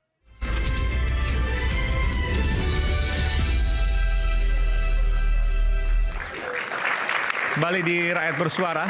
Saya ke Bung Nyarwi dulu. Bung Nyarwi, Anda setuju tadi ke Bunda Leli juga. Bahwa sekarang kita dihadapkan atau disajikan bukan lagi panggung Indonesia secara umum, tapi justru panggung Jawa Barat. Belum selesai dengan Deddy Mulyadi yang banyak dikritik tapi juga banyak dipuji gitu ya. Lalu kemudian ada Ridwan Kamil. Bahkan ada yang mengatakan bahwa panggung Jakarta beralih ke panggung Jawa Barat. Kalau kita bicara soal ke depan, jangan-jangan kemudian saingan politik terberat ada di Jawa Barat. Anda punya pendapat soal ini? Ya, itu masuk akal Bung Aiman. Pertama, jumlah pemilih, ingat ya, jumlah penduduk Indonesia paling besar. Paling besar Jawa Barat. Pemilih itu mau Pilpres mau Pileg paling banyak Jawa Barat. Ya. Jumlah caleg DPR RI paling banyak juga Jawa Barat, ya. Dan kita tahu, saya kira ya, Jawa Barat ini juga banyak tokoh potensial. Ya, banyak tokoh yang kemudian punya keunikan atau punya daya tarik. Ya, memang tentu saja banyak ini yang populer. Masih ingat nggak? Saya kira banyak selebriti, banyak tokoh ya politik. Dulu ada Kang Deddy Mizwar, ya kan. Kemudian ini nggak tahu namanya kok Deddy banyak ya. Sekarang Kang Deddy Mulyadi KDM gitu ya. Sebelumnya Ridwan Kamil juga sangat populer ya. Bahkan sempat masuk bursa ya. Walaupun tidak masuk dalam. Ya sekarang juga makin populer kan? Iya, maksud saya masuk bursa Pilpres. Kan sempat kan dalam bursa Pilpres walaupun tidak jadi ya. Akhirnya Pilgub Jakarta kan gitu. Nah, malah tidak beruntung kan gitu. Sudah tidak beruntung udah jatuh ketimpa tangga sekarang. Tangganya banyak sekali ya saya lihat. Ya dari apa yang kasus ini yang kita bahas gitu ya sampai yang juga banyak hal lah yang dibicarakan banyak orang. Tapi saya mau mengatakan bahwa tentu publik itu cari tokoh, cari figur. Masyarakat juga cari role model. Dan kebetulan saya lihat ya, ini salah satunya KDM ya, Kang Deddy. Itu kan walaupun tentu kontroversial, tapi banyak gebrakannya inovatif juga. Kontroversial? Iya dong. Deddy Mulyadi di mana kontroversial? Ya, misalnya pembongkaran yang apa itu? Itu Puncak. kan iya puncak itu. Itu kan ada yang bilang ini sudah benar dilakukan. Kenapa? Karena ada banjir, ada ini dan seterusnya. Tapi kan ada yang mengatakan, "Oh, ini jangan-jangan untuk menghabisi Ridwan Kamil juga." Kan gitu kan? Oh, untuk untuk memojokkan Ridwan Kamil. Ya. Okay. Belum lagi ketika jadi Bupati Purwakarta itu kan juga ada misalnya melarang bertamu bisa kita lihat jejaknya. Yang sekarang terbaru adalah melarang sumbangan di jalan termasuk di jalanan masjid. Seperti itu kan pasti padahal itu adat dan budaya yang dianggap juga sudah mapan ya, itu sama dia dilarang karena misalnya harus ditertibkan. Nah, hal yang seperti ini saya kira bentuk-bentuk inovasi kita tentu para pimpinan kepala daerah kayak Kang Deddy Mulyadi ini saya kira pasti akan terus. Tapi revolusioner meskipun pro dan kontra wajar. Ya di mana-mana akan seperti itu ya, yang yang inovatif pasti akan mendapatkan tantangan. Ingat nggak dulu Jakarta ada Ahok kan, Basuki Cahayapurnama tidak kalah kontroversial juga ya, bahkan dengan kontroversinya tentu ada sangat penggemarnya juga ada haternya kan, orang-orang yang tidak suka. Nah ini otomatis. Nah tetapi pertanyaan saya Bung Aiman ya, kalau bahwa Jawa Barat itu akan menjadi panggung perhatian, itu menurut saya penting. Kita terus lihat ya. Soalnya, mohon maaf. Ya. Okay. Kenapa? Biasanya Jawa ini kan ada beberapa yang kemarin kita simak ya. Calon dalam bursa Pilpres, 1 Jawa Tengah, 2 Jakarta, 3 Jawa Barat. Yang berhasil masuk kan mana? Jakarta sama Jawa Tengah kan. Ada Anies, ada Mas Ganjar kan gitu. Nah, pertanyaan berikutnya, ini provinsi besar semua loh. Tentu akan sejauh mana figur di Jawa Barat ini menjadi panggung penting itu bukan hanya Jakarta saja. Apakah tokoh figur Jakarta seperti Mas Pram ya dan Bang Dul itu terus-menerus menjadi daya tarik? Kalau itu mampu lebih melampaui bisa jadi masih dianggap panggung penting. Tetapi kalau misalnya tenggelam gitu ya, yang dominan misalnya yang model-model leadership yang sekarang Jawa Barat. Seperti apa? Antara Jakarta dan Jawa Barat misalnya? Ya, yang di atas angin masih Kang Deddy Mulyadi kan. Kalau ukurannya di medsos loh ya. Anda setuju Mbak Leli, Prof. Leli? Ya, kalau kita melihat tentang Jakarta ya Kang Keban. Jawa Barat 50 juta jumlah penduduknya, Jawa Timur 40, Jawa Tengah 30, Jakarta cuma 10 juta.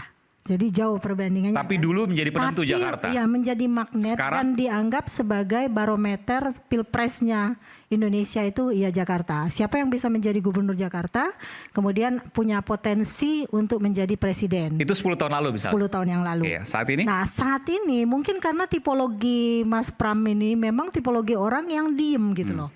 Jadi beliau tidak terlalu beria, bahkan beliau memulai dari 0% di Jakarta itu kan. Kita antara waktu itu kita mengawal terus di semua stasiun TV, kejar-kejaran elektabilitasnya Mas Pram. Jadi ketika dalam hitungan 3 bulan masih 7 dengan Ridwan Kamil hitungannya tinggal cuma 7%, naik 11%, terus merangkak naik. Itulah yang saya bilang tadi, tipologi pemilih Indonesia itu bahkan tidak ada di kamus ilmu politik dan ilmu komunikasi politik. Jadi mereka terus memantau perkembangan itu. Nah, seandainya sekarang misalnya perhatian pada Jawa Barat, karena memang pemimpin itu kan bukan sesuatu yang statis. Karena itu dalam ilmu komunikasi, terutama komunikasi politik, tidak pernah kita boleh menempatkan audien itu sebagai komunikan. Karena komunikan itu adalah orang yang tidak kreatif, tidak inovatif, tidak produktif. Jadi mbalelo lah istilahnya. Objek bukan. Kalau orang ngomong, ya, ngangap mulutnya gitu kan. Nah sekarang kan semuanya sudah menjadi komunikator politik. Nah ketika Kang Deddy misalnya membuat suatu inovasi, itu kan menunjukkan kekasan gaya kepemimpinan dia. Yang kita sudah tahu sejak dia di Purwakarta agak meledak-ledak. Saya belum tahu sama Om Zen ya. Itu sudah melihat tipologi yang berbeda. Nah, berbeda dari RK juga. Lalu kemudian di tengah keberhasilan dia meraih suara pemilih menjadi gubernur Jawa Barat, sebelumnya kita sempat berdebat di banyak media juga. Kenapa Ridwan Kamil naik ke Jakarta? Pergi ke Jakarta, padahal dia Jawa Barat banget waktu itu kan. Jadi seperti dia direkayasa juga untuk masuk ke sini, pada akhirnya tumbang juga gitu kan. Perdebatan itu tidak pernah selesai sampai akhirnya memang Ridwan Kamil seperti terbungkus. Lalu dibungkus lagi dengan kasus lain. Kalau dulu 2014 kita masih ingat Pak Jokowi menseleksi menteri-menterinya dengan melibatkan KPK, ada lampu hijau, lampu kuning, lampu merah. Nah, bayangan saya di pemerintahan yang kemarin berlangsungnya Pilpres kemarin itu sudah ada orang-orang yang sebenarnya ada lampu hijau, lampu kuning, lampu merah. Tapi ada yang dilindungi, ada yang tidak dilindungi. Apakah ini bagian dari skenario itu? Nanti politik ke depan akan menjawabnya. Tapi kalau Jawa Barat dilihat, ada nggak Pak Mio misalnya? Kita itu untuk jadi presiden belum bisa menyaingi orang Jawa. Ini bener nggak? Selama ini kan jadi asumsinya adalah yang bisa jadi presiden hanya orang Jawa. Padahal Jawa Barat itu ya Jawa Barat, Jawa juga gitu kan. Praktiknya kita tidak tahu. Seperti apa? Kita tidak tahu. Tapi ibaratnya kalau partai politik yang sekarang menaungi Kang Deddy itu bisa menjadi sebuah sistem manajerial, dia terus bersinar. Orang tidak perlu tahu sebenarnya dia berasal dari partai politik mana.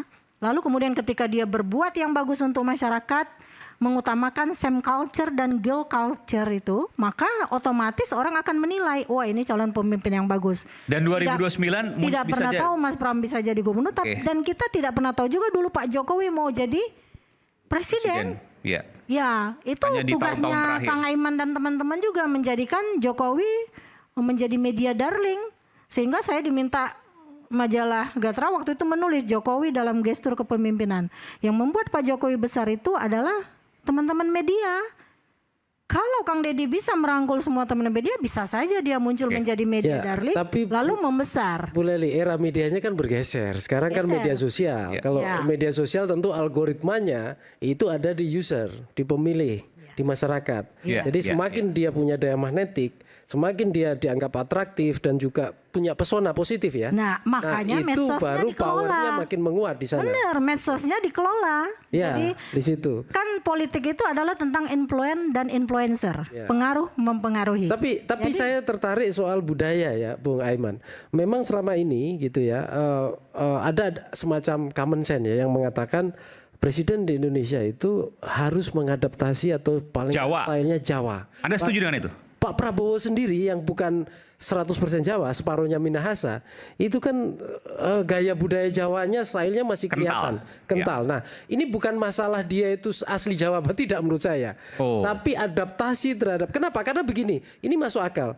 Persentase pemilih kalau kita dilihat di beberapa data survei, itu pemilih secara demografi kita itu mayoritas masih 55. Jadi 56. bukan asli dia Jawa, tetapi dia bisa mengadaptasi atau dia berperilaku seperti dan orang diterima. Jawa. Betul, punya sense. Karena ini faktor bisa mayoritas pemilih. Yang kedua, jangan lupa, dulu kita lama dipimpin Pak Harto. Dan Pak Harto itu luar biasa menanamkan gaya budaya Jawa dalam birokrasi, dalam keseharian. Dan ini yang saya kira. Tapi kalau bicara Deddy Mulyadi kan secara tindakan bukan Jawani, kan beda ya? Ya, tapi ingat Kang Deddy ini mengadvokasi adat, mengadvokasi hal-hal yang berbau budaya lokal. Saya kira ini potensi juga. Parayangan. Ya. Oke, silakan. Gini ya, saya coba membandingkan tadi Mas Pram dengan Kang KDM ya. Ya ini nggak apple to apple menurut saya. Karena gini, satu, kalau kita ngelihat background dari KDM, Kang Deddy Mulyadi, beliau ini sudah 20 tahun berkiprah di dunia politik dan sangat transparansi sekali. Beliau sudah pernah menjadi anggota DPRD. Satu periode, seperti itu ya, kurang lebih. Wakil Bupati Purwakarta 2 periode. Jadi dia ini sudah pengalaman di Jawa Barat dan sudah tahu peta dan permasalahan Jawa Barat. Jadi itu yang sering saya katakan, sudah pernah katakan Bang Tadi, ini gubernur yang udah siap pakai. Jadi dia ini udah tahu, udah mapping semua. Dan beliau latar belakangnya kan memang orang petani nih. Jadi yang sebagian besar demografi daripada masyarakat Jawa Barat itu ada masyarakat miskin pedesaan yang itu memang beresonansi dengan hati nurani beliau. Jadi dia tahu persis masalah itu. Ini yang beda dengan Mas Pram. Mas Pram ini adalah mantan Seskap. Ujuk-ujuk tahu-tahu karena situasi kondisi politik dia Tapi dia anggota DPR. Oke, enggak, sorry. Saya teruskan dulu. Di tanda kutip dipaksakan untuk maju men-challenge Ridwan Kamil. Tentunya dia perlu proses untuk belajar. Dia perlu proses untuk belajar itu. Tidak tanda kutip saya bisa katakan dia tidak langsung bisa siap pakai. Dia harus belajar dulu. Itu jadi startnya udah nggak bareng.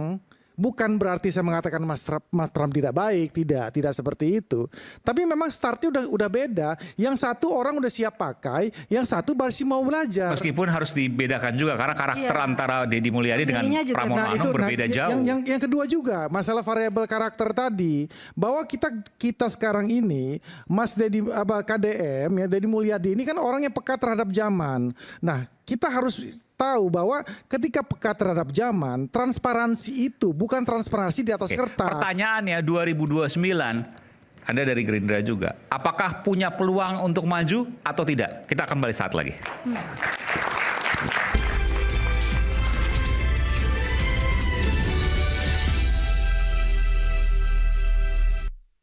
Inovasinya, kreasinya, pola komunikasinya dan seterusnya. Nah, kemudian orang kan mengenal RK, tidak hanya tokoh figur dari wali kota Bandung, gubernur Jawa Barat, tapi tokoh nasional kan gitu.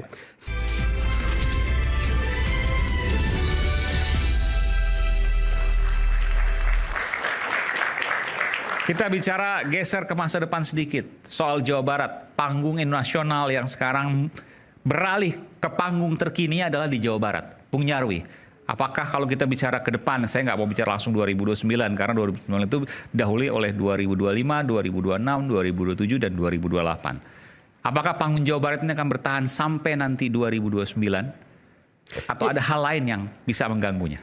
Ya, saya kira bertahan tidaknya itu banyak kondisi ya, Bung Aiman. Yang pertama sejauh mana gitu ya. Kalau daya tarik elektoral ini kan hanya 5 tahunan. Jawa Barat itu jumlah pemilih paling besar, baik untuk pileg maupun pilpres itu. Dan apa yang dilakukan Deddy Mulyadi saat ini berhasil? Nah, variabel yang sangat penting salah satunya bukan jumlah penduduk, tapi seberapa para tokoh yang memimpin, terutama Jawa Barat nomor 1, yaitu sekarang Kang Deddy ya, itu dianggap bukan hanya atraktif, tapi inovatif, punya terobosan, bahkan menjadi sosok figur-figur artinya dia berhasil di mata Jawa Barat dulu nih. Ya, dan bahkan Indonesia, karena yang dilihat bukan hanya Jawa Barat. Kita ingat nggak? Sekarang gini, kita ngomongin ini kan temanya antara RK dan Deddy kan. Kita membaca Kang Deddy sekarang juga lihat RK kemarin. Contoh, sebelum RK namanya menjadi tokoh figur nasional, itu kan juga sering dibahas keberhasilan RK, betul nggak? Dari banyak data survei, dari banyak data-data yang lain, inovasinya, kreasinya, pola komunikasinya, dan seterusnya. Nah, kemudian orang kan mengenal RK, tidak hanya tokoh figur dari wali kota Bandung, gubernur Jawa Barat, tapi tokoh nasional, kan gitu.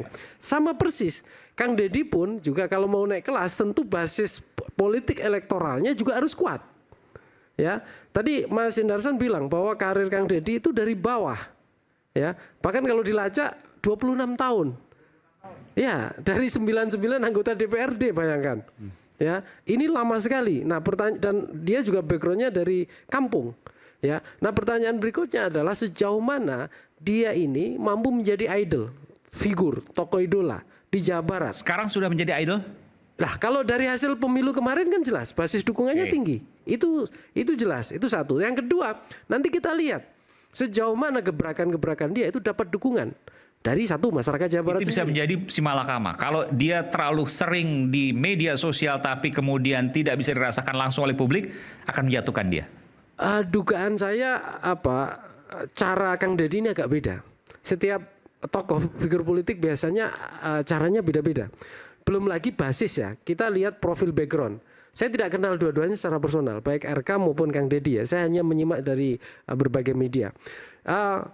RK itu kan selain dia dari wali kota Bandung karirnya ya, kemudian di gubernur Jawa Barat. Kang Deddy ini kan dari pinggiran, Purwakarta, kampung, dia juga orang lahir di kampung gitu ya, dan gayanya kampungan, mohon maaf, kampungan dalam arti positif ya, bukan kampungan negatif. Dalam arti positif, maksudnya Ya. gimana tuh? Ya, misalnya dia mengadvokasi dengan gaya-gaya budaya, pakaian, semua bergaul. Saya pernah kok lihat misalnya banyak dibahas juga ya. Kalau kita lihat Kang Deddy itu kan di banyak segmen. Di medsos saja di banyak segmen. Bentar, saya tanya dulu. Di Purwakarta, Kang Deddy masih sangat dicintai? Masih sangat.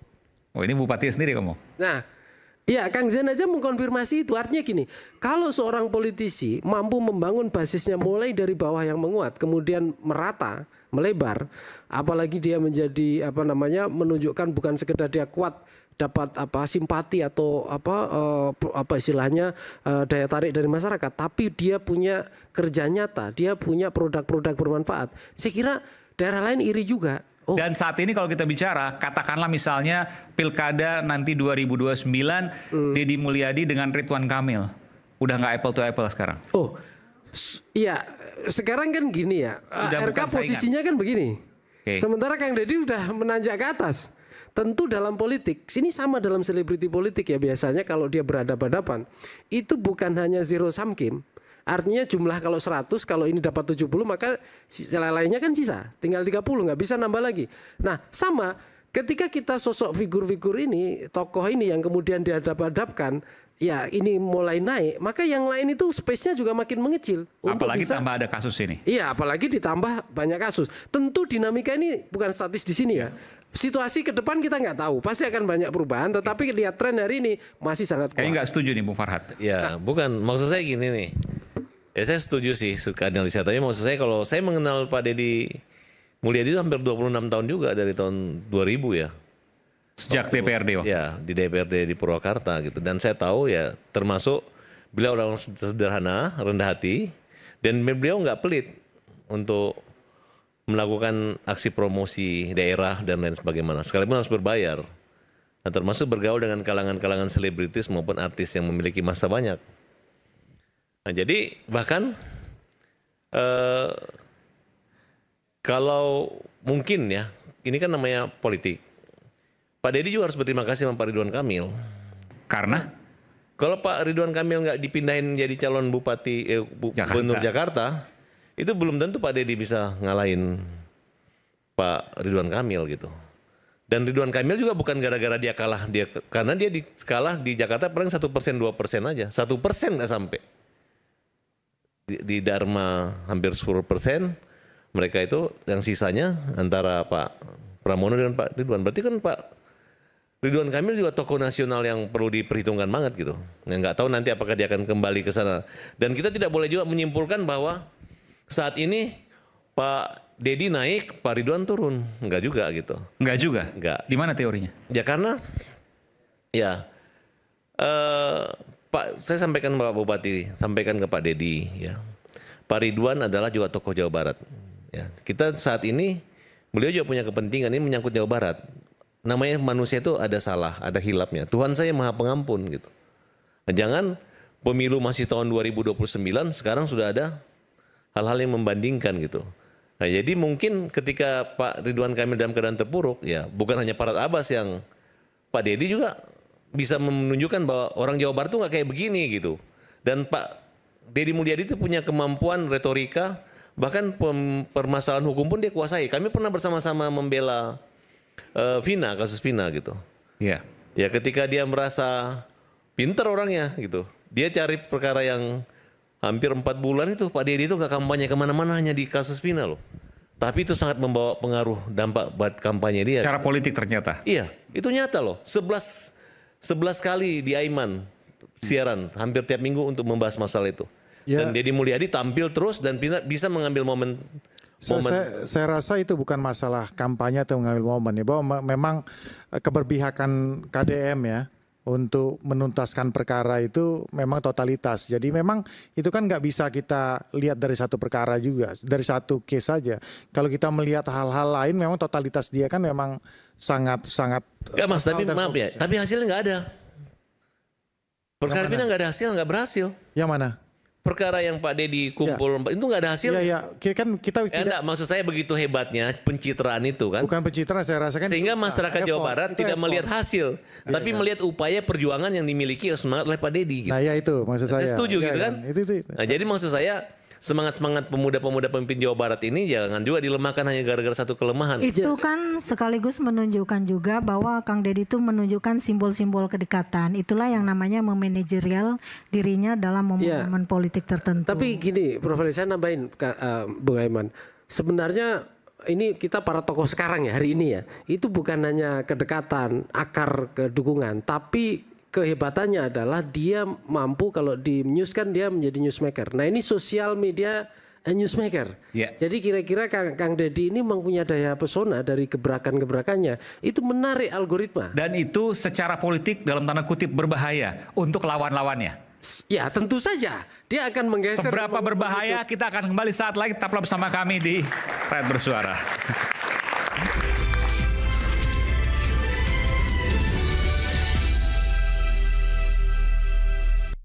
Kemungkinan itu ada karena sudah disampaikan oleh pengacaranya Ridwan Kamil, dia tidak mau melakukan tes DNA kalau tidak ada perintah hukum, perintah proses hukum. Artinya membiarkan persepsi publik bahwa terjadi perselingkuhan itu. Bang Ridwan Kamil ya masih asas praduga tidak bersalah dan nggak usah khawatir, nggak akan pernah terjadi tes DNA menurut saya. Tidak akan pernah terjadi. Tidak pernah terjadi. Bukan karena dihindari.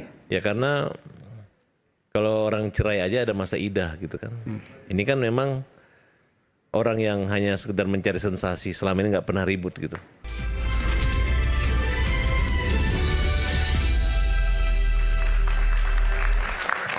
Sampai di sesi terakhir Rakyat Bersuara, saya akan berikan pernyataan penutup, tapi sebelum saya berikan pernyataan penutup, saya berikan kesempatan kepada mahasiswa untuk menanyakan. Oke, silakan. Oke, dari. Baik, selamat malam. Perkenalkan nama dan dari mana? Perkenalkan nama saya Tari Arsyabila, mahasiswi dari. Ya. Mahasiswi dari MNC University. Oke. Baik, pertanyaannya Kang Aiman. Mengapa di Indonesia kasus pelecehan, perselingkuhan khususnya sering dijadikan sebagai alat politik untuk pencemaran nama baik seseorang? Oke. Itu saja. Terima kasih. Oke, baik, luar biasa. Oke, nanti pertanyaan dari mahasiswa ini sekaligus nanti bicara soal pernyataan penutup. Saya mulai dari Pak Bupati Om Zen, silakan. Jawab dulu atau pertanyaan? Boleh, silakan. Oh, yang ngejawab bagian Mas Farhat. Ya, nanti boleh. Ya itu bagian yang menjawab. Sedikit menjawab boleh. Karena beliau ahlinya. Dulu pacarnya banyak, pacarnya tersayang juga terlupakan juga. Saya bicara ini ya soal Kang Deddy Mulyadi. Tadi kan begitu sangat kontroversi, menuai banyak kritikan ya, dan banyak juga yang memuji. Tapi saya sebagai Bupati Purwakarta yang merasakan saat ini baru jadi bupati, saya menangkap bahwa kebijakan-kebijakan Kang Deddy ini bikin banyak kejutan gitu loh, mengejutkan. Jadi sesuatu yang mulai dari yang sederhana. Jadi kalau dia keluarin kebijakan, kita loading dulu, terkejut dulu. Setelah terkejut baru oh ya. Kan mulai dari persoalan kebersihan, persoalan konsen terhadap kebijakan-kebijakan pada lingkungannya. Kan loading dulu semua orang nih. Tapi kemudian oh iya ya. Benar ya gitu Iya. misalnya, belakangan. Jadi belakangnya begitu. Jadi ketika dia ngomong bahwa jangan buang sampah sembarangan loh. Karena ini nanti akan terjadi pemborosan. Ini maksudnya fenomena ke Deddy Mulyadi. Iya. Awalnya kaget. Kayak Awalnya sekarang kaget. misalnya soal nggak boleh ngambil sumbangan dari jalan termasuk untuk masjid. Itu di Purwakarta ditentang nggak? Enggak.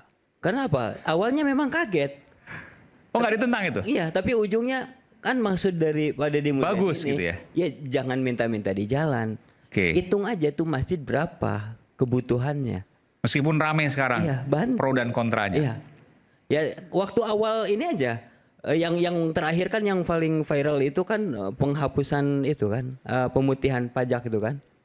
Denda kendaraan bermotor sama denda sama. Iya, kenapa disampaikan waktu itu? Iya, waktu itu kan di kebijakannya menghapus. Oke. Dan yang dibayarkan yang tahun berjalan. Kaget kan orang. Ini hutang pajak itu berarti kan hilang. Enak banget gitu kan? Iya, enak banget. Atau Purwakarta misalnya ada 1.300 lebih wajib pajak yang dia punya hutang terus terhapuskan. Ya kan? Sementara Purwakarta itu cuma 361.000 lebih.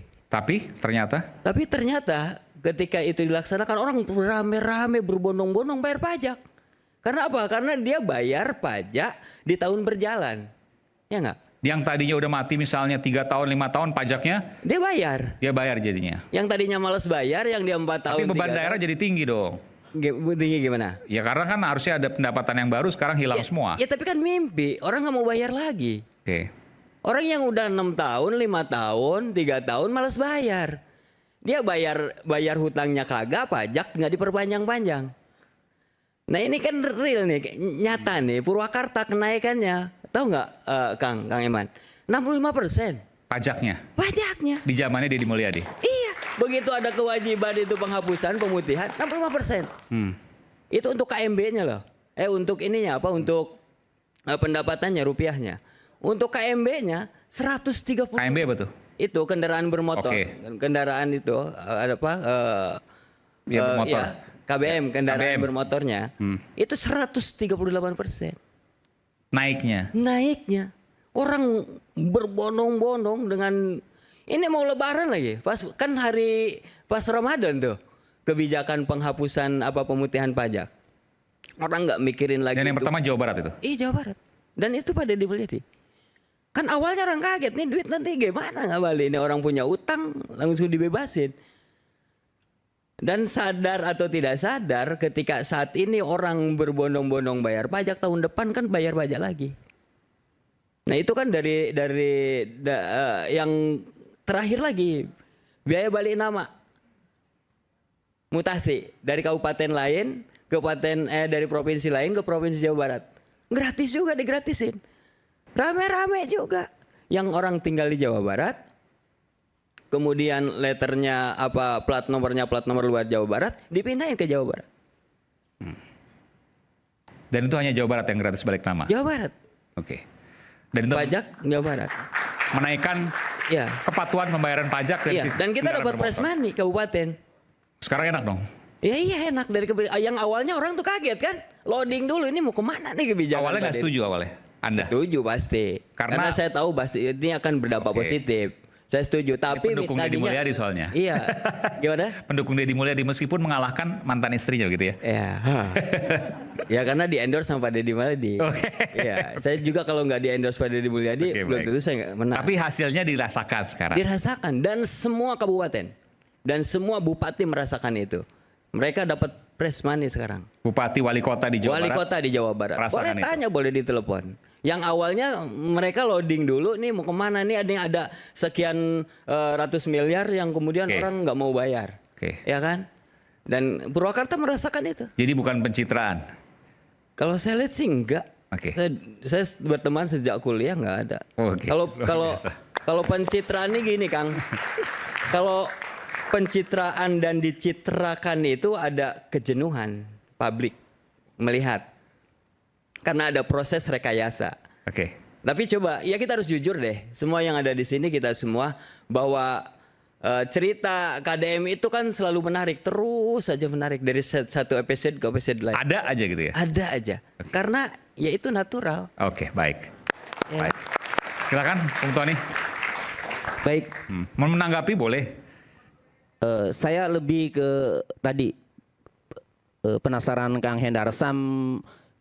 Lisa tadi ya, Lisa, kenapa tidak melakukan upaya hukum? Ini harus ada edukasi hukum ya. Ini kaitan Ridwan Kamil. Saya diundang sebagai praktisi hukum juga dari tadi kan, belum ngobrol hukum. Jadi gini, yang bisa menjawab sebenarnya kuasa hukumnya Lisa itu. Kenapa tidak melakukan upaya hukum terhadap Ridwan Kamil? Kalau menurut Anda? Nah, kalau menurut saya hanya analisa ya.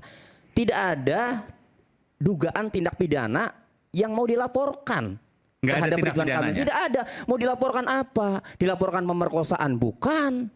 Udah suka sama suka. Kemudian ada lagi Undang-Undang Nomor 12 Tahun 2022 tentang tindak pidana kekerasan seksual. Ya. Jadi kalau orang janji saya minta berhubungan badan, janji mau menikahi. Kemudian sudah hamil tidak dinikahi. Kalau kejadiannya itu setelah Undang-Undang TPKS itu bisa dilaporkan. Tapi seandainya misalnya Ridwan Kamil ada sesuatu janji kepada Lisa kemudian dia lalai atau tidak ditepati juga tidak bisa karena menurut keterangan Lisa juga kejadiannya itu kalau benar terjadi persetubuhan itu tahun 2021 sebelum Undang-Undang TPKS terbit 2022. Meskipun memunculkan celah itu bisa dilaporkan balik oleh Ridwan Kamil yang faktanya tidak dilaporkan balik itu pertanyaan besar. Nah saya jawab. Pengacaranya Ridwan Kamil mengatakan tidak mau dites DNA terkecuali atas perintah proses hukum. Pelaporannya pencemaran nama baik kepada Lisa. Kenapa tidak dilakukan? Karena pengacaranya Ridwan Kamil sudah mengatakan tidak akan mau tes DNA kalau tidak ada proses hukum, maka seandainya Ridwan Kamil melaporkan pencemaran nama baik justru sebagai pintu masuk untuk dilakukan tes DNA terhadap Ridwan Kamil. Kenapa? Karena kalau Ridwan Kamil melaporkan Lisa atas dugaan pencemaran nama baik, berarti dia tidak terima dituduh dia sebagai ayah biologisnya oleh omongan Lisa, klaim Lisa. Berarti klaim Lisa ini harus dibuktikan oleh dicari kebenaran material oleh penyidik, benar tidak omongan Lisa. Diteslah DNA anaknya dan Ridwan Kamilnya. Sementara Ridwan Kamil pengacaranya mengatakan tidak mau dites DNA. Itu menurut saya Ridwan Kamil juga tidak mau melaporkan Lisa pencemaran nama baik. Karena kalau melaporkan itu justru sebagai pintu masuk. Ridwan Kamil bisa dilakukan tes DNA. Dan melalui laporan pencemaran nama baik tadi. Jadi maksudnya Ridwan Kamil nggak mau tes DNA gitu ya? Ya, Bang Hendar yang ngomong. Nah, kemudian itu pertanyaannya. Itu saya mau tanya ke sama sebenarnya. Ya kalau itu kan yang dihindari. Sudah disampaikan nama pengacaranya Ridwan Kamil. Itu yang dihindari. Ini analisa ya. Itu yang dihindari. Kemungkinannya itu ada. Kemungkinan itu ada karena sudah disampaikan oleh pengacaranya Ridwan Kamil, dia tidak mau melakukan tes DNA kalau tidak ada perintah hukum, perintah proses hukum. Artinya membiarkan persepsi publik bahwa terjadi perselingkuhan itu. Lisa yang sama Ridwan Kamil yang tahu. Oke, baik. Satu lagi Bang Yaman. Singkat. Ya. Terkait Kang Deddy Mulyadi, ini inovatif ya, tindakan kebijakannya itu inovatif. Seharusnya ini didukung nih oleh aparat penegak hukum di wilayah Provinsi Jawa Barat. Nah, kemarin pembongkaran objek wisata Haibis yang jelas-jelas Kang Deddy Mulyadi mengatakan ini penyebab terjadinya banjir. Pelanggaran lah, ada pelanggaran. Iya, ada pelanggaran lah. Nah, Polda Jawa Barat itu harusnya jangan diam saja. Harus dukung tuh kebijakan Kang Deddy Mulyadi. Tuntaskan proses hukumnya. Kalau ada objek wisata pembangunan yang mengakibatkan bencana, itu pidana. Diatur di dalam Undang-Undang Nomor 24 Tahun 2007 tentang penanggulangan bencana. Karena gubernur sebelumnya Ridwan Kamil. Ya, kalau terlepas siapapun itu ya yang mengizinkan, tapi yang namanya proses hukum itu harus dituntaskan dan harus ada kepastian hukum. Jadi tidak berhenti di pembongkaran saja. Orang jelas-jelas ada pelanggaran hukum, makanya dibongkar. Itu penyebab bencana. Jadi Polda Jawa Barat itu harus turun, harus bantu Kang Deddy Mulyadi dalam penegakan hukum sampai tuntas, sampai ada kepastian hukum. Itu. Oke.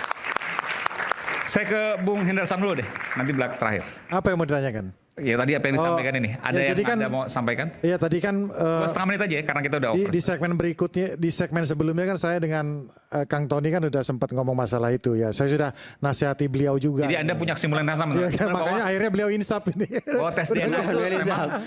Artinya proses hukum itu, saya setuju. Jadi proses hukumnya itu memang harus tuntas. Tapi enggak, artinya saya respect bahwa beliau mengakui bahwa apa yang dilakukan oleh Kang Deddy Mulyadi sudah sesuai dengan proses hukum yang ada. Jadi saya ngambil gini ya, ini kan fenomena-fenomena yang dia sebagai seorang public figure, seorang pejabat, dia seorang yang peka zaman dan harus mengikuti perkembangan zaman. Bahwa apa yang dia unggah, ya kan, dia punya kanal YouTube sendiri itu bukan bentuk pencitraan kalau kita melihatnya, tapi bentuk transparansi dari bagaimana dia bisa mempertanggungjawabkan kinerja dia sehari-hari seperti apa. Sebagai Gubernur Jawa Barat. Sebagai Gubernur Jawa Barat. Kalau kita menelisik contoh ya kan. Kemarin Kang Tony kan menyatakan bahwa ada nggak kalau dasar hukumnya Kang Deddy Mulyadi melakukan hal tersebut, ada nggak sebelumnya sudah ada peringatan sebelumnya. Itu ternyata Kang Deddy Mulyadi sudah melakukan itu di YouTube-nya gitu loh. Jadi itu dia sudah mempersiapkan bahwa setiap hal yang dia lakukan itu proses akuntabilitasnya sudah dilakukan. Jadi akuntabilitas itu bukan hanya saat ini ya untuk pejabat-pejabat yang lain termasuk Om Zen juga. Akuntabilitas itu tidak hanya di atas kertas, tapi bisa direct langsung pada masyarakat. Itu yang mencerdaskan. Dan itu dilakukan Deddy Mulyadi. Itu yang dilakukan Deddy Mulyadi. Mau Deddy atau mau Ridwan Kamil atau keduanya bebas. Ya. Kang Deddy apa Kang Ridwan? Kalau Bang Ridwan Kamil ya masih asas praduga tidak bersalah dan nggak usah khawatir, nggak akan pernah terjadi tes DNA menurut saya. Tidak akan pernah terjadi. Tidak pernah terjadi. Bukan karena dihindari. Ya karena kalau orang cerai aja ada masa idah gitu kan. Ini kan memang orang yang hanya sekedar mencari sensasi, selama ini nggak pernah ribut gitu. Justru dia terjebak gitu. Saatnya kita harus membantu dan mendukung Pak Ridwan Kamil. Jangan sampai perbuatan wanita-wanita yang tidak bertanggung jawab ini bisa menjebak siapa saja. Mungkin saat ini Ridwan Kamil, mungkin saat ini nanti awas abang-abang semuanya. Kalau Anda udah pernah ya? Kalau saya udah pernah. Oke, baik. Tunggu. Oke, singkat. Buat Pak Deddy, saya memberi saran buat Pak Deddy Mulyadi. Kalau memang kayak kepemimpinan Pak Deddy ini kayak zaman Khalifah zaman dulu, karena belum ada. Kayak siapa? Khalifah, oke. Pengganti Nabi. Ya. Yang turun menyaksikan bagaimana rakyatnya, itu benar gitu. Luar biasa loh ini. Tapi kalau Pak Deddy, menurut saya takut juga tuh lihat dia turun ke sungai, takutnya ada ular metok dia kan.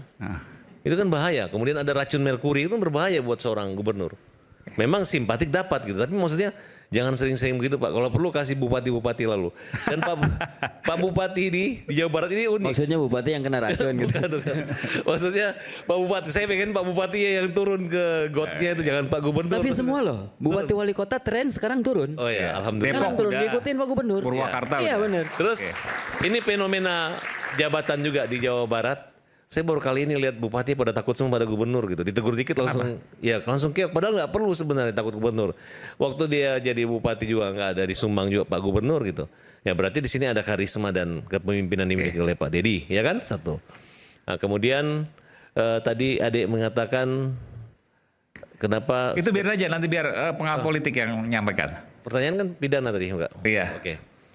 Kemudian singkat. Pak Deddy dan Pak Ridwan harus saling mendukung gitu. Jangan juga Pak Deddy biarkan, karena yang punya kekuasaan dan punya pengaruh besar adalah Pak. Iya. Mungkin satu saat juga mungkin Pak Deddy mendukung yang maju, didukung Pak Ridwan. Iya. Mungkin juga nanti Pak Ridwan maju didukung Pak Deddy. Iya. Karena budaya Sunda itu sila asah, sila asih, sila asuh. Gitu. Dan ya saya senang banget, dan mereka berdua ini adalah yang saya, kalau Pak Ridwan saya nggak terlalu dekat, tapi kalau Pak Deddy memang saya dekat. Dan saya yakin Deddy di Jawa Barat tidak hanya satu, masih banyak Deddy Jabar lainnya. Terima kasih. Siapa tahu Deddy Zen gitu. Om Zen. Silakan tadi sekaligus menjawab Pertanyaan mahasiswa, Prof. Ya, pertama gini, bahwa setiap peristiwa politik itu selalu dipenuhi dengan prejudice, persangkaan politik gitu. Kemudian dipenuhi juga dengan rekayasa politik, dipenuhi juga dengan propaganda politik. Jadi bagi mereka yang kemudian menjadi elit politik, pandai-pandailah mengelola. Jadi itulah yang dinamakan Bang Nyarwi juga tadi, Mas Nyarwi ya, impression management politik. Nah, dia bukan menjadi alat politik, jadi memang ada peristiwa itu kemudian bisa dikelola oleh orang lain sebagai propaganda. Jadi dia masuk meloninya, bukan hanya soal perselingkuhan, soal korupsi juga demikian. Kenapa orang yang pada saat pemilihan mau berlangsung besok, hari ini bisa ditangkap KPK? Gitu kan, ada kemarin kejadian itu. Jadi memang cara melihat politik itu yang kaya impression management itu harus pandai dikelola oleh elit komunikasinya itu sendiri. Judul kita Kang tadi apa tadi? RK dibidik, Dedi dikritik. Nah, di era keberlimpahan informasi semacam ini kan semua pengelolaan kepemimpinan itu manajemennya kan harus bisa dilihat secara transparan. Tadi saya juga agak aneh nih, misalnya pernah ada pertentangan antara gubernur sama bupati di suatu daerah. Bupatinya diundang halal bihalal pun nggak mau datang ke gubernur. Karena memang relasi komunikasi politiknya selesai, itu satu, sesama elit ya. Ke bawah biasanya komunikasi antara yang memilih dan yang dipilih itu selesai ketika yang dipilih itu terpilih. Jadi tiba-tiba dia berubah identitas jadi bupati, jadi anggota DPR, ganti nomor HP itu Kang, ganti baju, cara berpakaian, nomor polisi di mobil dan sebagainya. Itu seharusnya tidak boleh dilakukan kalau dia ingin tetap bercitra. Antara bercitra dengan pencitraan beda. Kalau pencitraan itu sesuatu yang tidak ada tapi diada-adakan. Tapi kalau dia bercitra itu segala bentuk karisma yang melekat tadi ya di tubuhnya dengan segala identitas, simbol-simbol yang dia kenakan semata-mata untuk konstituennya. Jadi jangan pernah menyelesaikan hubungan dengan konstituen karena 5 tahun ke depan kita akan membutuhkan dia lagi. Baik. Saya kira itu. Assalamualaikum warahmatullahi wabarakatuh. Silakan Bung Nyarwi, singkat saja 2,5 menit. Ya, tadi menjawab dari pertanyaan teman mahasiswa dulu Kang Aiman. Mengapa misalnya politisi itu atau tokoh ya sering dilanda skandal atau isu? Tokoh itu kan salah satu yang menjadi basis legitimasi dia sebagai tokoh itu adalah reputasi atau citra. Maka biasanya bukan hanya reputasi dia yang jadi taruhan untuk terus dipercaya, dikagumi ya dan seterusnya. Ini juga memunculkan kompetisi ya. Karena apa? Karena tokoh-tokoh lain juga seringkali kesulitan ruang untuk selalu makin berpengaruh ketika sang tokoh ini dominatif. Nah, di sini menjadi kasus yang menarik sesuai dengan tema ini ya, apakah benar gitu ya RK dibidik kemudian juga Kang Deddy Mulyadi dikritik kan gitu. Ini kan dua-duanya sebenarnya, dua-duanya dalam arti apa, dua-duanya punya risiko juga, reputasinya juga sama-sama terdowngrade ya, tapi juga punya potensi satu sama lain bisa juga reputasinya pulih kan gitu. Misalnya ambil saja misalnya kalau Ridwan Kamil gitu ya, anggap saja gitu katakanlah bebas dari semua asumsi tuduhan tadi. Ya orang kan berpikir, wah ternyata selama ini jadi korban ya, kasihan juga ya selama ini difitnah ya dan seterusnya. Kan ada playing victim biasanya yang sering kita bahas. Masih ada kasus KPK tapi ya tentu ada kasus-kasus yang lain, tentu ada pasti hal yang. Nah tetapi sisi lain juga begini, orang bisa aja melihat Kang Deddy ini kayaknya otentik ya, kemudian tapi apakah otentisitas dia ini benar-benar mengakar dari budaya dia? Nah orang akan tracing juga. Kalau misalnya di tracing sampai 20 tahun lalu juga memang begitu, Kang Deddy berarti luar biasa otentik kan gitu. Jadi otentisitas ini juga barang mahal. Ya. Originalitas itu barang mahal ya, Mas Aiman. Kenapa? Dan ini saya lihat potensi yang dimiliki oleh Kang Deddy itu juga. Baik, kita akan lihat nanti ke depan drama dan realita bak dua sisi mata uang. Mereka yang pandai melihat peluang. Apakah nanti di hari-hari ke depan akan ada kejutan-kejutan yang kita sendiri akan terbelalak mata kita seperti hari ini kita melihat hal-hal yang memang di luar perkiraan kita. Saya Aiman Wicaksono. Sampai jumpa di Rakyat Bersuara berikutnya. Salam.